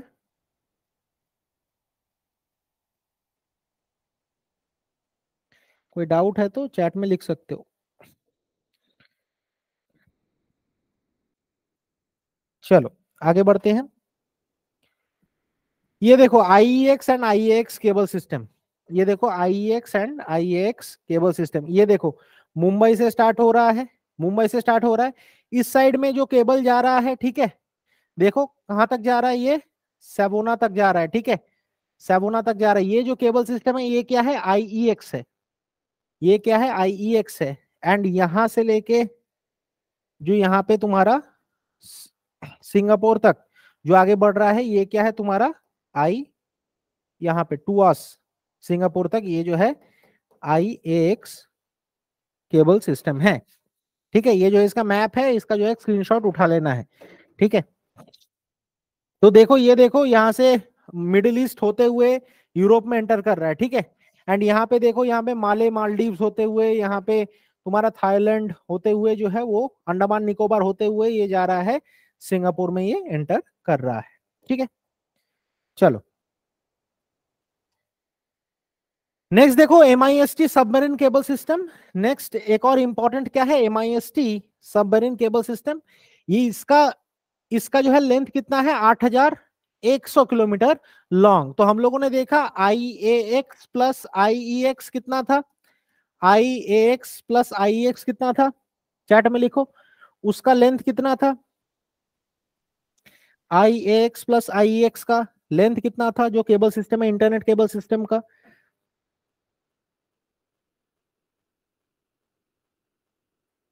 कितना था उसका, 16,000। वेरी गुड साक्षी, उसका 16,000 था, यानी कि सबसे बड़ा जो है वही है। उसके बाद आता है MIST सबमरीन केबल सिस्टम, कस्तूरी, वेरी गुड, ठीक है। तो MIST सबमरीन केबल सिस्टम तो 8,100 किलोमीटर लॉन्ग है ये, एंड ये जो है इंडिया को कनेक्ट करेगा दूसरे एशियन कंट्रीज के साथ, जैसे Myanmar, Thailand, Malaysia and Singapore, ठीक है, Myanmar, Thailand, Malaysia and Singapore. तो इसी से आया है MIST, ठीक है। M for Myanmar Malaysia, M for Myanmar and Malaysia, I for India, S for Singapore, T for Thailand, वहीं से आया है मिस्ट, ठीक है, उसी से आया है MIST. It will connect Mumbai to Singapore via Chennai. ये जो है मुंबई टू सिंगापुर, देखो यहाँ से कनेक्शन जा रहा है, फिर से यहाँ पे चेन्नई में जा रहा है, फिर यहाँ से लेके सिंगापुर में जा रहा है, फिर यहाँ से मलेशिया, थाईलैंड एंड म्यांमार में जो है कनेक्शन प्रोवाइड किया जा रहा है। The cable system will terminate in Mumbai at Versova beach. ये भी जो है वर्सोवा बीच से ही जो है ये स्टार्ट होगा, ठीक है, ये भी जो है वर्सोवा बीच से ही ये स्टार्ट होगा, ठीक है। MIST केबल सिस्टम याद रखना है 8,100 किलोमीटर लॉन्ग है। कौन कौन से कंट्रीज के थ्रू से जाएगा, Myanmar, Thailand, Malaysia and Singapore, ठीक है। नेक्स्ट आ जाते हैं ब्लू रमन, आ जाते हैं ब्लू रमन, ये जो है इटाली से लेके इंडिया तक, ठीक है। ब्लू रमन जो है ये इटाली से लेके इंडिया तक। रमन नाम कहां से आया है, सीवी रमन से, सीवी रमन से ये नाम आया है, इंडियन फिजिसिस्ट थे सीवी रमन, उनसे ये नाम आया है। It includes 2 segments. जो ब्लू पार्ट है वो किससे कनेक्ट करेगा, connecting Italy, Greece and Israel. याद रखना है जो ब्लू पार्ट है वो किसको कनेक्ट करेगा, Italy, Greece and Israel, and जो रमन पार्ट है ये कनेक्ट करेगा Jordan, Saudi Arabia, Oman and India. ठीक है, जो ब्लू पार्ट है वो किसको कनेक्ट करेगा, Italy, Greece and Israel, and जो रमन पार्ट है वो कनेक्ट करेगा Jordan, Saudi Arabia, Oman and India. इसको जो है मेजरली फंड कौन करता है, इसको मेजरली फंड करता है गूगल, इसको जो है मेजरली फंड करता है। चलो नेक्स्ट आ जाते हैं ACAME-WE6, ठीक है, जिसमें 20% इन्वेस्टमेंट किसका है, भारतीय एयरटेल का है। ये जो है ACAME-WE6, इसका फुल फॉर्म क्या है, SEA यानी कि साउथ ईस्ट एशिया, ठीक है, SEA यानी कि South East Asia, then ME यानी कि मिडिल ईस्ट, एंड WE यानी कि वेस्ट यूरोप 6, या फिर जिसे हम लोग SMW6 भी कह सकते हैं। S for South East Asia, M for Middle East and W for West Europe, ठीक है, 6 इसे भी हम लोग कह सकते हैं। ठीक है, इसके दो नाम है। इसका साइज कितना है, 19,200 किलोमीटर। इसका साइज कितना है, 19,200 kilometre. It is a submarine cable system, यानी कि पानी के अंदर से ये जाता है बिटवीन सिंगापुर एंड फ्रांस। कहां से कहां तक, सिंगापुर एंड फ्रांस से जो है कनेक्ट करता है। Airtel will land the ACAME-WE6 cable system in India at the new landing station in Mumbai and Chennai. तो ये भी जो है, हाँ?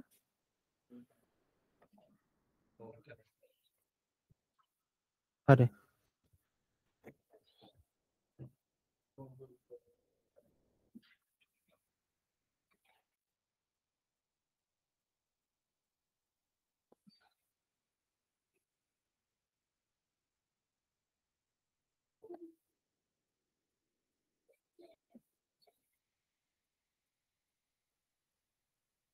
क्या हो गया इसके इंटरनेट को,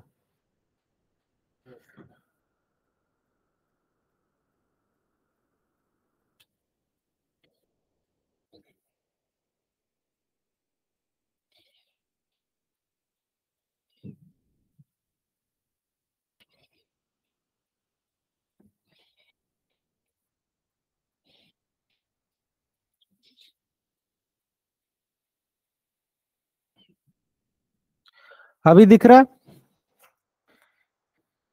अभी दिख रहा है ना। हाँ, कहां तक नहीं था ये, ACAME-WE ये हुआ, ये हुआ, ये हुआ है क्या, ये वाला ACAME-WE।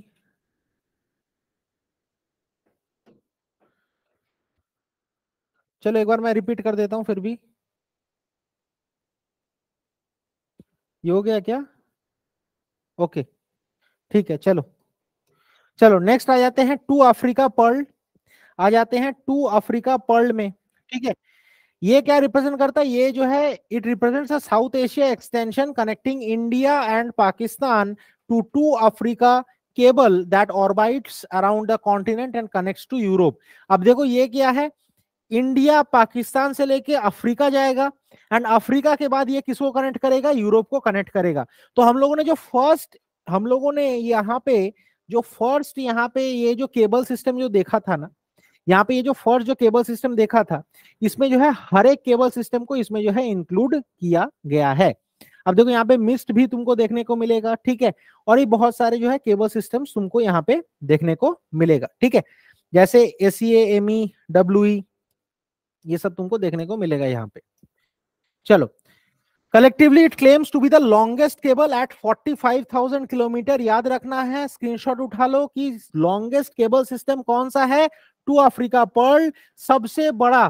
ठीक है, 45,000 किलोमीटर कनेक्टिंग 33 नेशन, जो क्या है 33 कंट्रीज को कनेक्ट करता है in Africa, Asia and Europe over 46 landing site. 46 landing site का मतलब क्या है, वहां पे जो है ये सर्वर हमें देखने को मिलेगा। It is funded by a consortium, ये जो है कंसोर्टियम द्वारा फंड किया गया है, whose members include Meta, Airtel and other telecommunication companies. अब देखो कंसोर्टियम वर्ड का मतलब क्या है कि मान लो एक साथ अगर बहुत सारे कंपनीज अगर एक साथ किसी चीज में अगर इन्वेस्ट कर रहा है, उसे हम लोग कहते हैं कंसोर्टियम। जैसे लोन में भी हम लोग यूज करते हैं ना कंसोर्टियम की, बहुत सारे बैंक्स ने अगर एक साथ मिलकर अगर किसी को लोन दिया है, उसे हम लोग कहते हैं कंसोर्टियम लोन्स। ठीक है, तो सिमिलरली वही कंसोर्टियम में कौन कौन से कंपनीज ने इन्वेस्ट किया है? Meta, Airtel and other telecommunication companies ने यहाँ पे जो है इन्वेस्ट किया है। ये देखो वो ACA-ME-WE6 केबल सिस्टम, ये जो है वो वाला केबल सिस्टम है, ठीक है, जो कि मर्सिल फ्रांस और यहाँ पे जो है सिंगापुर और यहाँ पे जो है मर्सिल फ्रांस तक, ठीक है, यानी कि South East Asia, middle East and western Europe को जो है यहाँ पे कवर कर रहा है, ठीक है। इसका स्क्रीनशॉट उठा लेना, ये जो है ACA-ME-WE6 केबल सिस्टम का ये पिक्चर है, ठीक है। चलो आगे बढ़ते हैं। ये देखो टू अफ्रीका सबसे बड़ा, ये देखो टू अफ्रीका सबसे बड़ा केबल सिस्टम, देखो सबसे बड़ा केबल सिस्टम। यहाँ पे देखो हम हमारे यहाँ पे सिर्फ इंडिया है और पाकिस्तान है, बाकी देखो यहाँ पे यूरोप को भी कवर कर रहा है, अफ्रीका के जो नेशंस हैं, अफ्रीका के जो नेशंस हैं उसको भी यहाँ पे देखो कवर कर रहा है। सबसे बड़ा 45,000 किलोमीटर को ये कवर कर रहा है, ठीक है, टू अफ्रीका। इसका भी स्क्रीनशॉट उठा लेना है। चलो नेक्स्ट, फेविकॉन। नेक्स्ट आ जाते हैं फेविकॉन। ये टर्म क्या है? फेविकॉन हम लोग किसे कहते हैं? अब देखना, यहां पे मैंने इमेज के साथ समझाने का कोशिश किया है। देखो जैसे देखो यहाँ पे फेसबुक का जो है यहाँ पे वेब पेज ओपन किया गया है, ठीक है। अब हम लोगों को कैसे पता चलेगा कि ये फेसबुक है? हम लोग, हाँ प्रीवियस स्लाइड, अच्छा ये वाला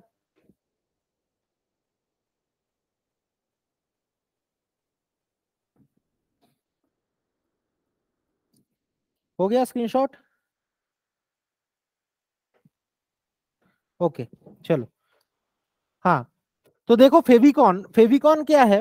फेविकॉन जो है एक फाइल है जिसमें क्या है, हम लोगों को उस वेब पेज का आइकॉन हमें देखने को मिलता है। अब जैसे देखो यहाँ पे फेसबुक का यहाँ पे वेब पेज ओपन किया गया है, बट हम लोगों को कैसे पता चलेगा कि ये फेसबुक का है? क्योंकि यहाँ पे क्या है, फेसबुक का लोगो है। जैसे देखो ये वाला जो इमेज है, नेक्स्ट वाला, ये अमेजोन का वेबसाइट ओपन किया गया है। कैसे हम लोगों को पता चलेगा? ये अमेजोन का लोगो देख के।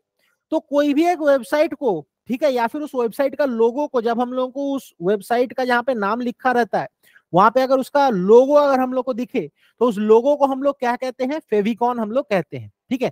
उसका नाम क्या है? फेविकॉन, ठीक है।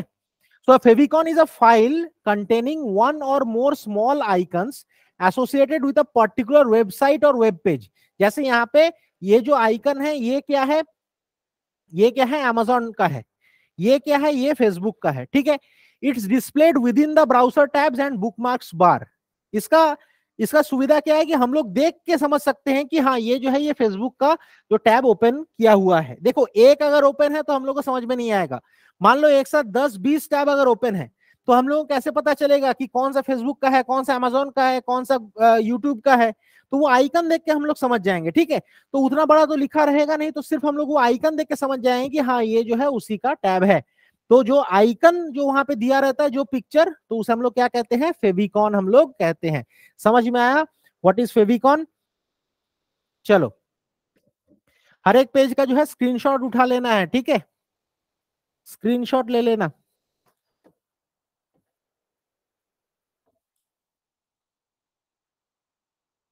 फेविकॉन। चलो next, what was the first ever web page? अब ये भी देखो क्वेश्चन पूछ सकता है कि सबसे पहला वेब पेज कौन सा था? तो वो जो था वो था info.cern.ch, info.cern.ch, ठीक है। तो देखो सबसे पहला जो वेब ब्राउजर था वो हम लोगों को पता है, लास्ट क्लास में हम लोगों ने किया था, that was world wide web, that was world wide web. ये जो www है ना, ये अलग है, ये वर्ल्ड वाइड वेब अलग है। ये जो है ये वेब ब्राउजर का नाम है, सबसे पहला वेब ब्राउजर, ठीक है। तो उसका जो है पहला वेब पेज था वो कौन सा था? info.cern.ch, info.cern.ch, ये जो था ये फर्स्ट वेब पेज था। जैसे हम लोग अभी इस्तेमाल करते हैं ना www.facebook.com, तो ऐसे ही जो वेब पेज था, तो ये सबसे पहला जो है वेब पेज था। The first web page went live on August 6, 1991। Screenshot उठा लेना इसका। The first web page went live on August 6, 1991 and it was dedicated to information on the World Wide Web project and was made by Tim Berners-Lee। और यही Tim Berners Lee जो है ये जो है वर्ल्ड वाइड वेब का जो web browser है वो यही बनाए थे, ठीक है। 1991 में ही। It ran on a NeXT computer, ये जो है नेक्स्ट कंप्यूटर में चला था, at the European organisation for nuclear research, जो कि सर्न में है। तो उसी का जो है अपना प्राइवेट ये एक वेब पेज था, एंड ये जो है वर्ल्ड का फर्स्ट एवर वेब पेज था, जिसका नाम क्या है, info.cern.ch। किसके लिए बना है, European organisation for nuclear research, जो कि सर्न में स्थित है। ठीक है, चलो नेक्स्ट आगे बढ़ते हैं। What is the domain name extension? What is the domain name extension? ये तुमको बहुत जगह सुनने को मिलेगा, डोमेन नेम एक्सटेंशन, ये है क्या? अब देखो 1980s के पहले, in order to visit a host or network, the user would be required to type in an IP address which is a numerical string of code consisting of digits and periods. जैसे देखो अगर तुम अपना घर में अगर वो internet connection है ना, तो तुम अगर अपने लैपटॉप में जाके जो नेटवर्क्स वाला जो ऑप्शन है ना, वहां पे जाके तुम देख सकते हो कि वहां पे एक आईपी एड्रेस दिया रहता है। जैसे मान लो ऐसा एक आईपी एड्रेस 172.07.6.1, तो ये क्या है, ये याद रखना मुश्किल है। ये क्या है, ये याद रखना मुश्किल है। अगर हम लोगों को किसी वेब पेज में जाना है, अगर हम लोग हर एक का अगर यूआरएल अगर हम लोग अगर यूआरएल नहीं सॉरी इसका अगर आईपी एड्रेस अगर हम लोग याद करके रखेंगे, तो वो ज्यादा मुश्किल है। उसके लिए नाम याद रखना ज्यादा इजी है। ठीक है, तो उसी के लिए लाया गया ये डोमेन नेम एक्सटेंशन। ठीक है, तो 1980s के पहले जो है ऐसे ही हुआ करता था कि किसी भी अगर हम लोग को वेबसाइट में अगर मान लो कहीं पे भी अगर हम लोग को विजिट करना पड़ता था, तो वहां पे क्या है, उसका आईपी एड्रेस हम लोग को डालना पड़ता था, उसका कोई डोमेन नेम नहीं होता था। So computers on this early network were able to communicate and locate one another using these numerical internet protocol address, जिसे हम लोग IP address कहते हैं।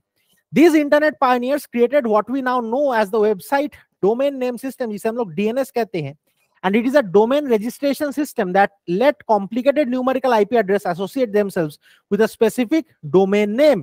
तो जैसे मान लो ये अगर 172.07.6.1 इसके अंडर में अगर मान लो अगर www.youtube.com अगर आ जाए, तो हम लोगों को कौन सा याद रखने में ज्यादा आसानी होगा, youtube.com। हम लोग डायरेक्टली youtube.com टाइप करेंगे, YouTube ओपन हो जाएगा, हम लोगों को ये याद रखने का जरूरत नहीं पड़ेगा। So instead of having to remember a difficult sequence of numbers that look similar to just about every other IP address, such as http. देखो यहाँ पे एक एग्जांपल दिया गया है कि 143.166.83.38, a person would only have to remember a URL। तो उसी लिए लाया गया ये डोमेन नेम एक्सटेंशन। जैसे मान लो अगर आदमी को अगर पता है कि हाँ हम लोग dell.com डालेंगे तो डेल ही ओपन हो जाएगा, डेल का वेबसाइट ओपन हो जाएगा, तो वो ज्यादा इजी है। उसके जगह में अगर वो ये डालेगा 143.166.83.38, वो याद रखने में मुश्किल होगा, क्योंकि हजारों लाखों वेबसाइट्स हैं, वो हर किसी का आईपी एड्रेस जो है याद रखना बड़ा मुश्किल है। उसके जगह में उसका नाम याद रखो तो वो ज्यादा बेटर है। तो उसी के लिए क्या लाया गया है, डोमेन नेम सिस्टम। तो डोमेन नेम जो एक्सटेंशन है वो क्या करता है, आईपी एड्रेस के जगह में उसका यूआरएल को जो है उसके जगह में एम्बेड कर देता है, ताकि हम लोगों को सिर्फ वो यूआरएल का नाम याद रखने से ही हम लोग उस वेबसाइट में विजिट कर पाएंगे। समझ में आया डोमेन नेम एक्सटेंशन क्या है? क्लियर है? हर किसी को क्लियर है? चलो चलो आगे बढ़ते हैं। देखो यहां पे देखो, ये देखो ये क्या है, ये तुम्हारा आईपी एड्रेस है। तो ये अगर आईपी एड्रेस डालोगे तो हो सकता है कि तुम्हारा डेल का वेबसाइट ओपन हो जाए, बट इजी क्या है, ये www.dell.com ये अगर डालोगे वहां पे यूआरएल के जगह में तो वो ओपन हो जाएगा। ठीक है, चलो next, components of an URL. अब एक अगर यूआरएल है, जैसे हम लोग इस्तेमाल करते हैं ना https blog yourname.com, your name के जगह में कोई भी नाम डाल लो, ठीक है, देन उसका पाथ डालते हैं। ठीक है, जैसे अगर हम लोग इस्तेमाल करें, अगर आईवीपीएस का अगर हम लोग वेबसाइट में जाए तो क्या होता है, https, ठीक है, यहाँ पे दो जो है कोलोन रहता है, ठीक है, फिर www.ibps.in, अगर तुमको IBPS PO में जाना है तो स्लैश देके देखना, IBPS PO दिया रहता है। ठीक है, फिर अगर IBPS PO में अगर तुमको अगर रजिस्ट्रेशन करना है तो देखना स्लैश रजिस्ट्रेशन, ऐसे देखना उसका पूरा पाथ दिया रहता है। तो ये असल में है क्या, इसको क्या कहा जाता है? अब देखो जो HTTPS जो है उसे हम लोग क्या कहते हैं, प्रोटोकॉल कहते हैं। देखो यहाँ पे एक एग्जांपल के तौर पे दिया गया है HTTPS www.flipkart.com, ठीक है, और ये जो है ये उसका पूरा पाथ है। अब ये पाथ का मतलब क्या है कि तुमने फ्लिपकार्ट का वेबसाइट विजिट किया, वहां पे तुम कंप्यूटर में गए, कंप्यूटर के अंदर में कंप्यूटर पेरिफेरल्स में गए, कंप्यूटर पेरिफेरल्स यानी कि कंप्यूटर के साथ एसोसिएटेड जो प्रोडक्ट्स हैं, फिर जो कंप्यूटर पेरिफेरल्स हैं उससे कहां पे गए, प्रिंटर्स या फिर इंक में, और वहां से जो है तुम प्रिंटर को सिलेक्ट किए, तो उसको जो है पूरा पाथ कहा जाता है, ठीक है। तो यहाँ पे HTTPS जो है वो क्या बन जाता है, प्रोटोकॉल बन जाता है। www डॉट ये क्या बन जाता है, सब डोमेन बन जाता है। एक है second level domain, second level domain वो क्या बन जाता है, फ्लिपकार्ट बन जाता है। एंड टॉप लेवल डोमेन क्या बन जाता है, .com बन जाता है। एंड बाकी का ये वाला जो पार्ट है ये क्या बन जाता है, उसका पेज पाथ हम लोग कहेंगे, ठीक है। तो यहाँ पे जैसे मेरा यहाँ पे अगर ये एग्जांपल लें तो ये क्या बन गया, सब डोमेन बन गया www। अब ये बताओ कि IBPS क्या बन गया, यहाँ पे IBPS बताओ तुम लोग, यहाँ पे IBPS क्या बन गया, ये वाला जो पार्ट है IBPS, और ये जो .in है ये क्या बन गया, IBPS क्या है यहाँ पे,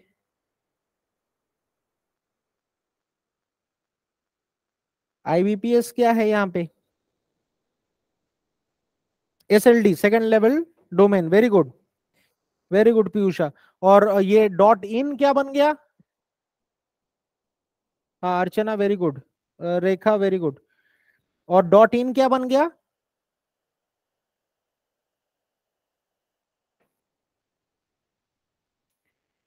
TLD, very good Piyusha, very good, top level domain, ठीक है। एंड बाकी का जो ये वाला पार्ट है ये क्या है, पेज पाथ बन गया, ठीक है। ये वाला पार्ट क्या है, पेज पाथ, वेरी गुड अर्चना, साक्षी वेरी गुड। तो देखो यहाँ पे ये क्या है, सेकंड लेवल डोमेन, ये क्या है, टॉप लेवल डोमेन, एंड ये वाला पूरा ये क्या है, ये पेज पाथ है। तो वही जो पेज पाथ है उससे हम लोग चले गए कहां पे, प्रिंटर्स में हम लोग चले गए। अब देखो सब डोमेन क्या है एंड इसको क्यों हम लोग इस्तेमाल करते हैं, ठीक है। सब डोमेन्स क्या है एंड इसको क्यों हम लोग इस्तेमाल करते हैं। Subdomains are commonly used to separate a section of a website from the main site. ये जो सब डोमेन है ना उसको हम लोग क्यों इस्तेमाल करते हैं। अब देखो सब डोमेन कौन सा था, सब डोमेन का मतलब क्या है, ये www डॉट, ठीक है। इसका जो है वेबसाइट का जो मेन साइट है उससे इसको अलग रखने में मदद करता है। अब फॉर एग्जांपल देखो, फॉर एग्जांपल जैसे अगर फ्लिपकार्ट है, ठीक है, एक फ्लिपकार्ट का मेन वेबसाइट है जिसको हम लोग कहते हैं www.flipkart.com। अब इसमें मान लो एक ब्लॉग वाला पार्ट है जहां पे क्या है, लोग अपना ब्लॉग्स लिखते हैं चीजों के ऊपर, ठीक है, ये भी तो हो सकता है। तो ये जो है इसका मेन वेबसाइट है। अब यही फ्लिपकार्ट के अंडर में अगर हम लोग को ब्लॉग में जाना है तो हम लोग क्या करेंगे, blog.flipkart.com, इसको क्लिक कर देंगे ना तो क्या है, हम लोग ब्लॉग वाले पार्ट में हम लोग पहुंच जाएंगे, ब्लॉग वाले पार्ट में पहुंच जाएंगे। तो ये क्या है, सब डोमेन्स को क्यों यहाँ पे इस्तेमाल किया जाता है, to separate a section of a website from the main site. जैसे मान लो blog.flipkart.tech या फिर sellers.flipkart.com, यानी कि मान लो वहां पे जो सेलर्स है ना, जो लोग सामान बेचते हैं, उसका एक अलग वेबसाइट होता है। हम लोग उस वेबसाइट में विजिट नहीं करते हैं, हम लोग कहां पे विजिट करते हैं, मेन वेबसाइट में, जो कि www.flipkart.com है। वहीं पे ब्लॉग जो है वहां पे अगर विजिट करें तो क्या है, वो ब्लॉग वाला पार्ट में चला जाएगा। यहीं पे अगर sellers.flipkart.com अगर हम लोग लिखें तो क्या है, जो लोग सामान बेचेंगे, जो सेलर्स हैं, उनके लिए जो वेब पेज बना है वहां पे हम लोग जा सकते हैं। तो सब डोमेन का मेन काम क्या है कि जो सेपरेट सेक्शंस है हर एक वेबसाइट में उसको लोगों के सामने प्रेजेंट करना।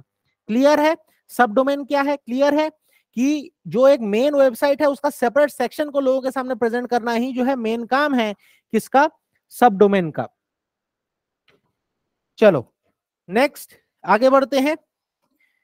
देखो flipkart.com/computers, so here www dot is what, subdomain, okay, www dot is subdomain। चलो नेक्स्ट आगे बढ़ते हैं कि सेकंड लेवल डोमेन कौन सा है।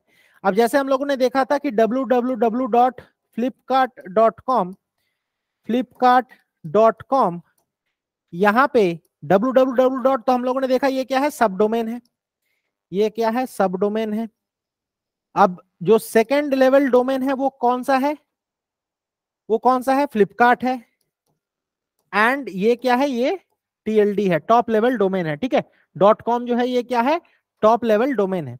अब जो सेकंड लेवल डोमेन है ये क्या है, is the part of the domain name that is located right before a top level domain.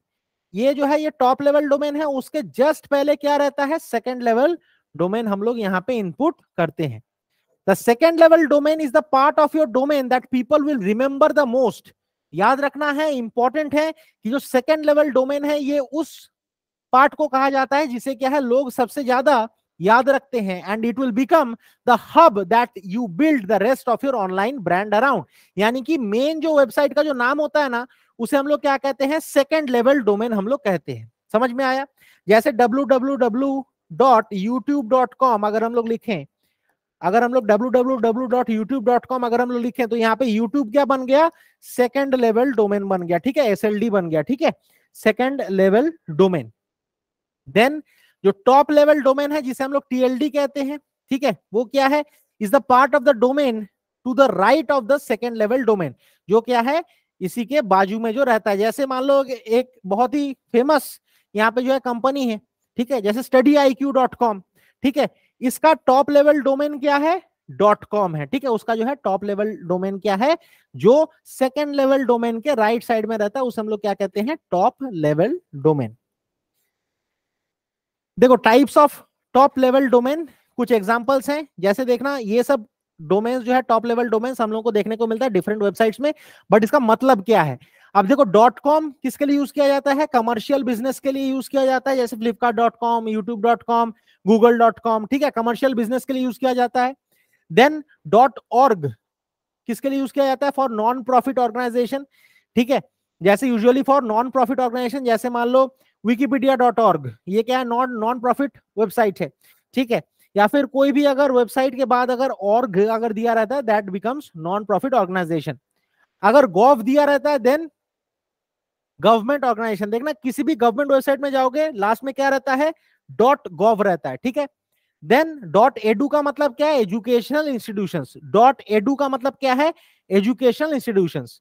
Then .net का मतलब क्या है, नेटवर्क ऑर्गेनाइजेशन, .net का मतलब क्या है, network organisation. And then .mil किसको रिप्रेजेंट करता है, मिलिट्री को रिप्रेजेंट करता है, ठीक है, .mil किसको रिप्रेजेंट करता है, कोई भी मिलिट्री वेबसाइट्स को जो है ये रिप्रेजेंट करता है। नेक्स्ट देखो most used top level domains, सबसे ज्यादा कौन सा यूज होता है, सबसे ज्यादा यूज होता है .com, सबसे ज्यादा यूज होता है .com, ठीक है। देन टोकेलाउ यूज होता है जो कि न्यूजीलैंड को रिप्रेजेंट करता है, ठीक है। .com जो है यूनिवर्सल है, हर कोई जो है यहाँ पे इस्तेमाल करता है।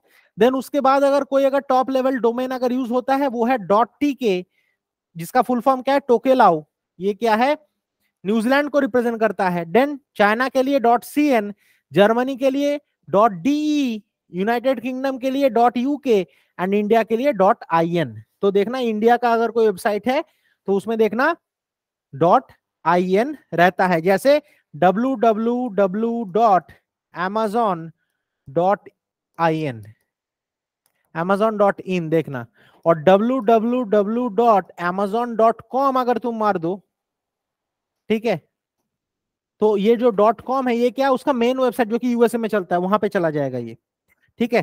तो .in का मतलब क्या है, ये इंडिया में ये रिप्रेजेंट कर रहा है। क्लियर है? अगर क्लियर है तो लाइक वाला वो थंब क्लिक कर देना, ठीक है।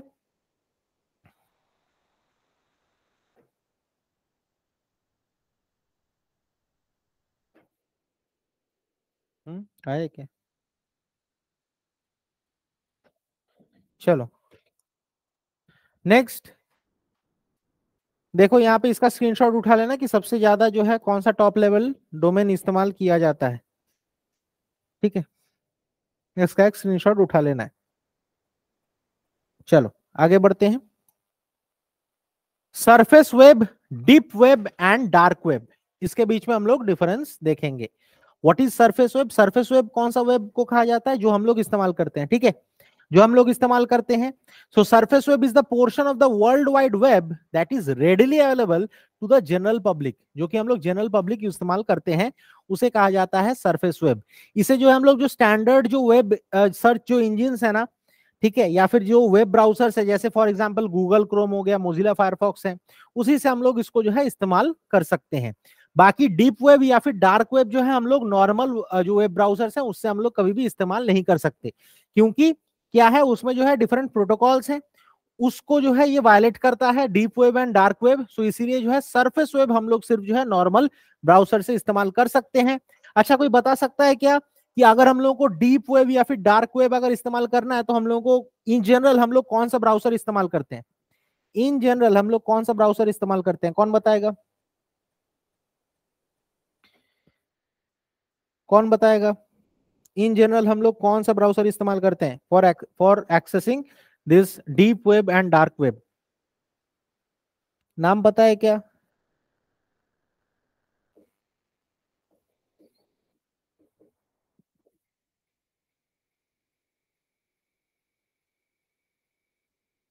मोजिला? नहीं नहीं, मोजिला नहीं, मोजिला तो सरफेस वेब। एक ब्राउजर है Tor browser, TOR, Tor browser, उसका हम लोग इस्तेमाल करते हैं। उसका जो पिक्चर है ना वो ऑनियन जैसा है, ऑनियन जैसा पिक्चर है उसका।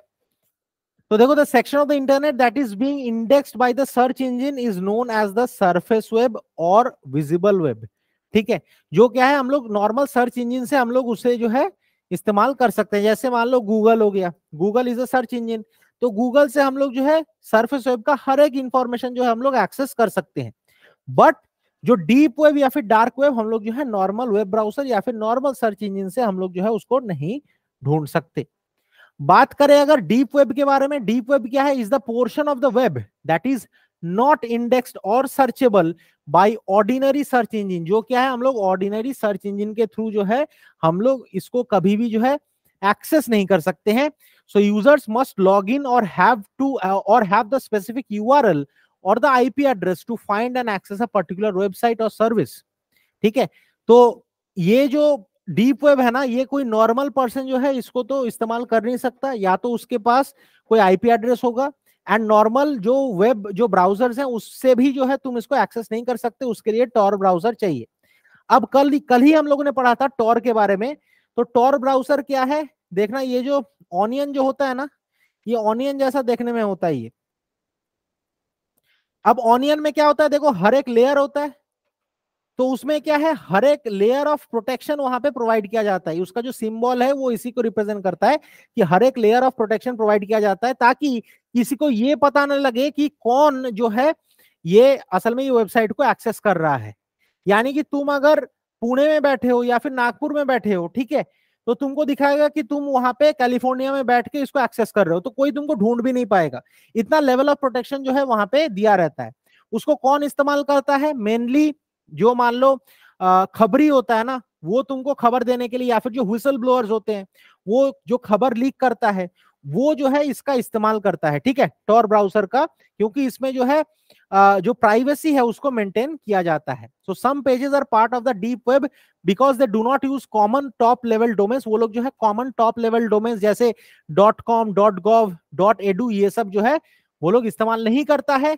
सो they are not indexed by search engine. तो इसीलिए जो हम लोग गूगल से हम लोग जो है इसको कभी भी सर्च कर नहीं सकते, while others explicitly block search engines from identifying them because they might want to offer paid service।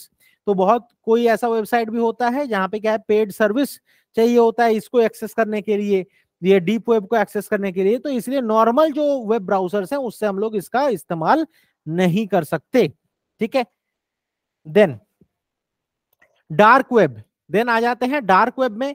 Dark web क्या है? Is a less accessible subset of the deep web that relies on connections made between trusted peers and requires specialised software tools or equipment to access.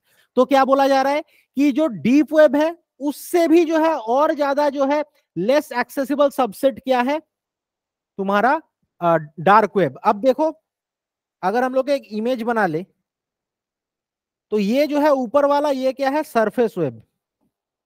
ये वाला हम लोग बोल सकते हैं ये क्या है? Deep web. ठीक है। एंड ये जो है ये है डार्क वेब, ये जो है डार्क वेब। अब देखो ये जो सरफेस वेब है ये ऊपर ऊपर है, हम लोग इसको आराम से छू सकते हैं, इसको एक्सेस कर सकते हैं। इसको एक्सेस करना थोड़ा सा मुश्किल है, ठीक है, इसको एक्सेस करना थोड़ा सा मुश्किल है। एंड लास्टली ये वाला जो डार्क वेब है इसको एक्सेस करना और मुश्किल है। तो उसके लिए नॉर्मली हम लोग क्या इस्तेमाल करते हैं, देखो two popular tools for these are Tor and I2P। Mainly हम लोग जो है टॉर का इस्तेमाल करते हैं इसको एक्सेस करने के लिए। And these tools are commonly known for providing user anonymity. User anonymity यानी कि कौन कहां से एक्सेस कर रहा है उसका पता नहीं लगेगा। जैसे मैंने कहा था कि अगर तुम पुणे में बैठे हो, अगर तुम नागपुर में बैठे हो, तो ऐसा लगेगा कि तुम अमेरिका के किसी शहर में बैठे हो, ठीक है। तो यहाँ पे जो है एनोनिमिटी प्रोवाइड करता है। Once logged into Tor or I2P, the most direct way to find pages on the dark web is to receive a link to the page from someone who already knows about the page। तो ये जो है normally तुम Tor में जाके भी तुम इसको एक्सेस नहीं कर सकते जब तक तुम्हारे पास वो लिंक नहीं है, क्योंकि जब तुम्हारे पास वो लिंक आ जाएगा ना तो ऑटोमेटिकली जो है तुम उसको जो है एक्सेस कर सकते हो। The dark web is well known due to media reporting on illicit activity, क्योंकि जो मीडिया के जो रिपोर्टिंग्स हैं, ठीक है, जो लोग खबरी होते हैं वो यहाँ पे जो है खबर देते हैं। फिर उसके साथ साथ दैट ऑकर्स देयर, उसके साथ साथ malicious actors use the dark web. जो मैलिशियस एक्टर्स हैं, जो लोग गंदे काम करते हैं, वो लोग ये डार्क वेब का इस्तेमाल करते हैं to communicate about, sell and or distribute illegal content or items. जैसे ड्रग्स वहां पे बेचे जाते हैं, जो डार्क वेब है। इलीगल वेपन्स वहां पे बेचे जाते हैं, मैलवेयर एंड स्टोलन डेटा, बहुत सारे ऐसे इंपॉर्टेंट डेटास भी जो है वहां से लीक होते हैं। However, just like the surface web, there are several legitimate activities। ऐसे बहुत सारे जो है अच्छे काम भी होते हैं। जैसे मान लो जो सरकार है उसको भी जो है मान लो बहुत सारे टिप मिलते हैं। जैसे मान लो कहीं पे अगर टेररिस्ट अटैक करने वाला है तो वहां पे मान लो हम लोग का जो IB है, रॉ है, उसको पता लग जाता है थ्रू दिस डार्क वेब कि हाँ यहाँ पे कुछ हो सकता है। तो इसका जो है ऐसा नहीं कि इसका पूरा जो है नेगेटिव इफेक्ट ही है, इसका कुछ पॉजिटिव इफेक्ट भी हम लोग को देखने को मिलता है। So however just like the surface web there are several legitimate activities on the dark web as well, including accessing information, sharing information, protecting one's identity and communicating with others। बहुत सारे news organisation operate on the dark web to protect confidential sources. तो बहुत सारे ऐसे जो news organisation है वो लोग जो है डार्क वेब का इस्तेमाल करते हैं ताकि जो कॉन्फिडेंशियल जो सोर्सेज हैं उसको प्रोटेक्ट कर पाए। तो देखना अभी रिसेंटली एक वेब सीरीज आया था तुम्हारा हॉटस्टार में, नाम है फ्रीलांसर। उसमें देखना वो जो एक्टर था वो देखना वो एक रूम में जाता था एंड वहां पे वो डार्क वेब एक्सेस करता था ताकि बाकी किसी को पता ना चले कि वो किससे बात कर रहा है या फिर कौन सा वेबसाइट एक्सेस कर रहा है, ठीक है। So that is dark web, ठीक है। यहाँ पे पढ़ रहे हो, ठीक है, घर में इसको इस्तेमाल नहीं करना है, ठीक है, ठीक है, और करना भी नहीं है और कर भी नहीं पाओगे क्योंकि तुम्हारे पास वो लिंक मिलेगा भी नहीं, ठीक है। चलो then deep web versus dark web, difference क्या है। तो देखो डीप वेब क्या है, usually used for legit purposes. Deep web हम लोग नॉर्मली जो है लेजिट पर्पसेस के लिए हम लोग इस्तेमाल करते हैं। डार्क वेब क्या है, मेनली इलीगल एक्टिविटीज के लिए इस्तेमाल किया जाता है। डीप वेब क्या है, to access deep web you require a password and encryption. उसके लिए जो है पासवर्ड चाहिए, ठीक है, और एक एनक्रिप्शन चाहिए, देन ओनली तुम जो है डीप वेब एक्सेस कर सकते हो। डार्क वेब क्या है, to access dark web you require Tor or a similar browser. कि नॉर्मल किसी ब्राउजर से तो तुम इसको एक्सेस कर नहीं सकते, उसके लिए क्या चाहिए, टॉर या फिर I2P जैसा वो ब्राउजर तुमको चाहिए, देन ओनली जो है तुम इसको एक्सेस कर सकते हो। देखो इसका एक पिक्चर उठा लेना, देखो जैसे वो आइसबर्ग होता है ना, इंटरनेट का ये जो है ये अधूरा दुनिया है जो हम लोग को पता नहीं है। हम लोग जो है हम लोग सिर्फ इतना जो है टिप ऑफ द आइसबर्ग के बारे में हम लोग जानते हैं, और यही जो टिप ऑफ द आइसबर्ग है इसका 1% हम लोग इस्तेमाल करते हैं। तो सोचो ये टिप ऑफ द आइसबर्ग का 1% ज्ञान जो है हम लोग के पास, और वो भी नहीं है, 1% भी ज्ञान नहीं है हम लोग के पास, ठीक है। तो बाकी जो ये जो पूरा दुनिया है ये जो है हम लोग के पास एक्सेसिबल नहीं है। देखो जैसे याहू हो गया, गूगल, रेडिट, CNN, बिंग, ये सब क्या है सरफेस वेब में देखने को मिलेगा। कहीं पे मान लो जो एकेडमिक डेटाबेस है, medical records, financial record, legal document, ये सब क्या है तुमको डीप वेब में देखने को मिलेगा। ये नॉर्मली कोई एक्सेस कर नहीं सकता। अगर तुम्हारे पास अगर वो यूजर नेम पासवर्ड है, अगर तुम्हारा अगर एनक्रिप्टेड नेटवर्क है, देन ओनली तुम जो है इसको इस्तेमाल कर सकते हो। बाकी डार्क वेब में देखो जो पॉलिटिकल प्रोटेस्ट है, drug trafficking, illegal activities, Tor browser का जो इस्तेमाल है वो क्या है, हम लोगों को डार्क वेब में देखने को मिलता है। सो 96% of the content on the web जो है वो स्पेशली क्या है, deep web and dark web constitute करता है। तो हम लोग जो देखते हैं यहाँ पे वो क्या है, सिर्फ टोटल 100% में से क्या है, टोटल 4% हम लोग जो है एक्सेस कर सकते हैं, एंड उसका 1% भी मैंने ज्यादा बोल दिया है, 0.001% भी जो है हम लोग उसका इस्तेमाल नहीं कर पाते हैं। ठीक है, नेक्स्ट आ जाते हैं, सर्च इंजन क्या होता है। सर्च इंजन क्या होता है, अब देखो सर्च इंजन का एग्जाम्पल अगर पूछा जाए तो सर्च इंजन क्या है, गूगल है। ठीक है, web search engine is a software system design to carry out web searches, जिसके थ्रू हम लोग वेब सर्चेस करते हैं। जैसे google.com में अगर जाएं तो हम लोगों को जो भी इंफॉर्मेशन निकालना है हम लोग क्या है, google.com से हम लोग निकाल सकते हैं। So it is a software system that is design to carry out web searches, they search the world wide web. तो ये वर्ल्ड वाइड वेब में जो भी वहां पे मान लो सिस्टमेटिकली जो भी वहां पे इंफॉर्मेशन दिया जाता है वो हमारे सामने प्रेजेंट करता है। जैसे मान लो एक वेब पेज है, इसमें अगर तुम अगर यहाँ पे लिखते हो कि अभी जापान का अर्थक्वेक हुआ, ठीक है, मान लो यहाँ पे जापान का अर्थक्वेक अगर तुम यहाँ पे टाइप करते हो तो देखना सबसे पहले क्या है, मान लो इसका तुम्हारा द हिंदू का न्यूज आएगा, फिर मान लेते हैं इंडियन एक्सप्रेस का न्यूज आएगा, फिर मान लेते हैं जापान का कोई वेबसाइट का आएगा, फिर मान लेते हैं हमारे पीआईबी का न्यूज आएगा। तो एक के बाद एक जो है लिस्टिंग के थ्रू जो है वो हमारे यहाँ पे जो है सिस्टेमिकली जो है इंफॉर्मेशन को प्रेजेंट करता है। सो it is so in a systematic way for particular information specified in a textual web search query, यानी कि ये क्या है, टेक्सचुअल बेसिस पे ही हम लोगों को प्रेजेंट करते हैं। When a user enters a query into a search engine, जैसा हम लोगों ने ये क्वेरी किया है जापान का अर्थक्वेक, ये क्या है, क्वेरी है। So when a user enters a query into a search engine, the engine scans its index of web pages to find those that are relevant to the user's query. तो जैसे ही मैंने यहाँ पे Japan का earthquake लिखा तो ये क्या है, जापान का अर्थक्वेक रिलेटेड जो इंपॉर्टेंट जो पेजेस हैं वो हमारे सामने क्या है, वो प्रेजेंट कर दिए। The results are then ranked by relevancy. Then ये जो results हैं सबसे पहले क्या है, उसको रैंक किया जाता है। जैसे यहाँ पे मान लो सबसे पहले द हिंदू का आया, फिर इंडियन एक्सप्रेस का आया, फिर क्या है पीआईबी का आया। ठीक है, so the results are then ranked by the relevancy and displayed to the user. The information may be a mix of links to web pages, या फिर images भी हो सकता है, उसमें वीडियोस भी हो सकता है, infographics भी हो सकता है, articles, research paper and other types of files. Then आ जाते हैं वेब क्रॉलर। देन आ जाते हैं वेब क्रॉलर, या फिर उसे हम लोग स्पाइडर भी कहते हैं, या फिर उसे स्पाइडर बॉट भी कहा जाता है, या फिर उसे क्रॉलर भी कहा जाता है। इसके 4 नाम है। वेब क्रॉलर का 4 नाम है, web crawler, spider, spider bot and crawler. ये क्या है, ये एक इंटरनेट बॉट है that systematically browses the world wide web and that is typically operated by search engine for the purpose of web indexing or web spidering। इसको जो है यानी कि यहाँ पे जो एक के बाद एक जो रेलिवेंस के तौर पे जो है यहाँ पे हम लोगों को जो डेटा देखने को मिल रहा है तो वो किसके वजह से हो रहा है, वेब क्रॉलर के वजह से हमें देखने को मिल रहा है। तो देखो यहाँ पे जैसे देखो यहाँ पे दिया गया है कि बेस्ट डिजिटल मार्केटिंग कोर्स यहाँ पे पूछा गया है। तो यहाँ पे जो बेस्ट डिजिटल मार्केटिंग कोर्स जैसे ही पूछा तो वहां पे देखो सबसे पहले आईएसबी का आ गया, ठीक है, आईएसबी का वेबसाइट आ गया, फिर देखो यहाँ पे अपग्रेड का वेबसाइट आ गया, फिर देखो यहाँ पे digiperform.in इसका वेबसाइट आ गया। अब क्या है, जिसका स्पॉन्सरशिप ज्यादा है, जो ज्यादा पैसा दिया है, ठीक है, मान लो ये जो आईएसबी है इसने गूगल को पैसा ज्यादा दिया है तो इसका वेबसाइट जो है सबसे पहले दिखाया जाएगा, देन अपग्रेड, देन यहाँ पे जो है digiperform.in उसका जो है वेबसाइट दिखाया जाएगा। एंड ये कौन करता है, तुम्हारा वेब क्रॉलर करता है, या फिर जिसे स्पाइडर कहा जाता है, या फिर जिसे स्पाइडर बॉट कहा जाता है, ठीक है, या फिर नॉर्मल क्रॉलर भी कहा जाता है। यहाँ पे देखो सिमिलरली मैकबुक प्रो अगर तुम अगर लिखोगे तो यहाँ पे क्या है, एप्पल का वेबसाइट आ जाएगा बेस्ट डिजिटल मार्केटिंग कोर्स में। जैसे देखो यहाँ पे कोर्सेरा का यहाँ पे वेबसाइट दिखा रहा है। अब नेक्स्ट आ जाता है एसईओ एंड एसईएम, यानी कि search engine optimisation and search engine marketing. इसे हम लोग करेंगे नेक्स्ट डे, ठीक है बच्चों, क्योंकि आज टाइम हो गया है तो आज रखते हैं इतना ही देर तक, ठीक है, मिलते हैं नेक्स्ट क्लास में। समझ में आया ना सबको, क्लियर है?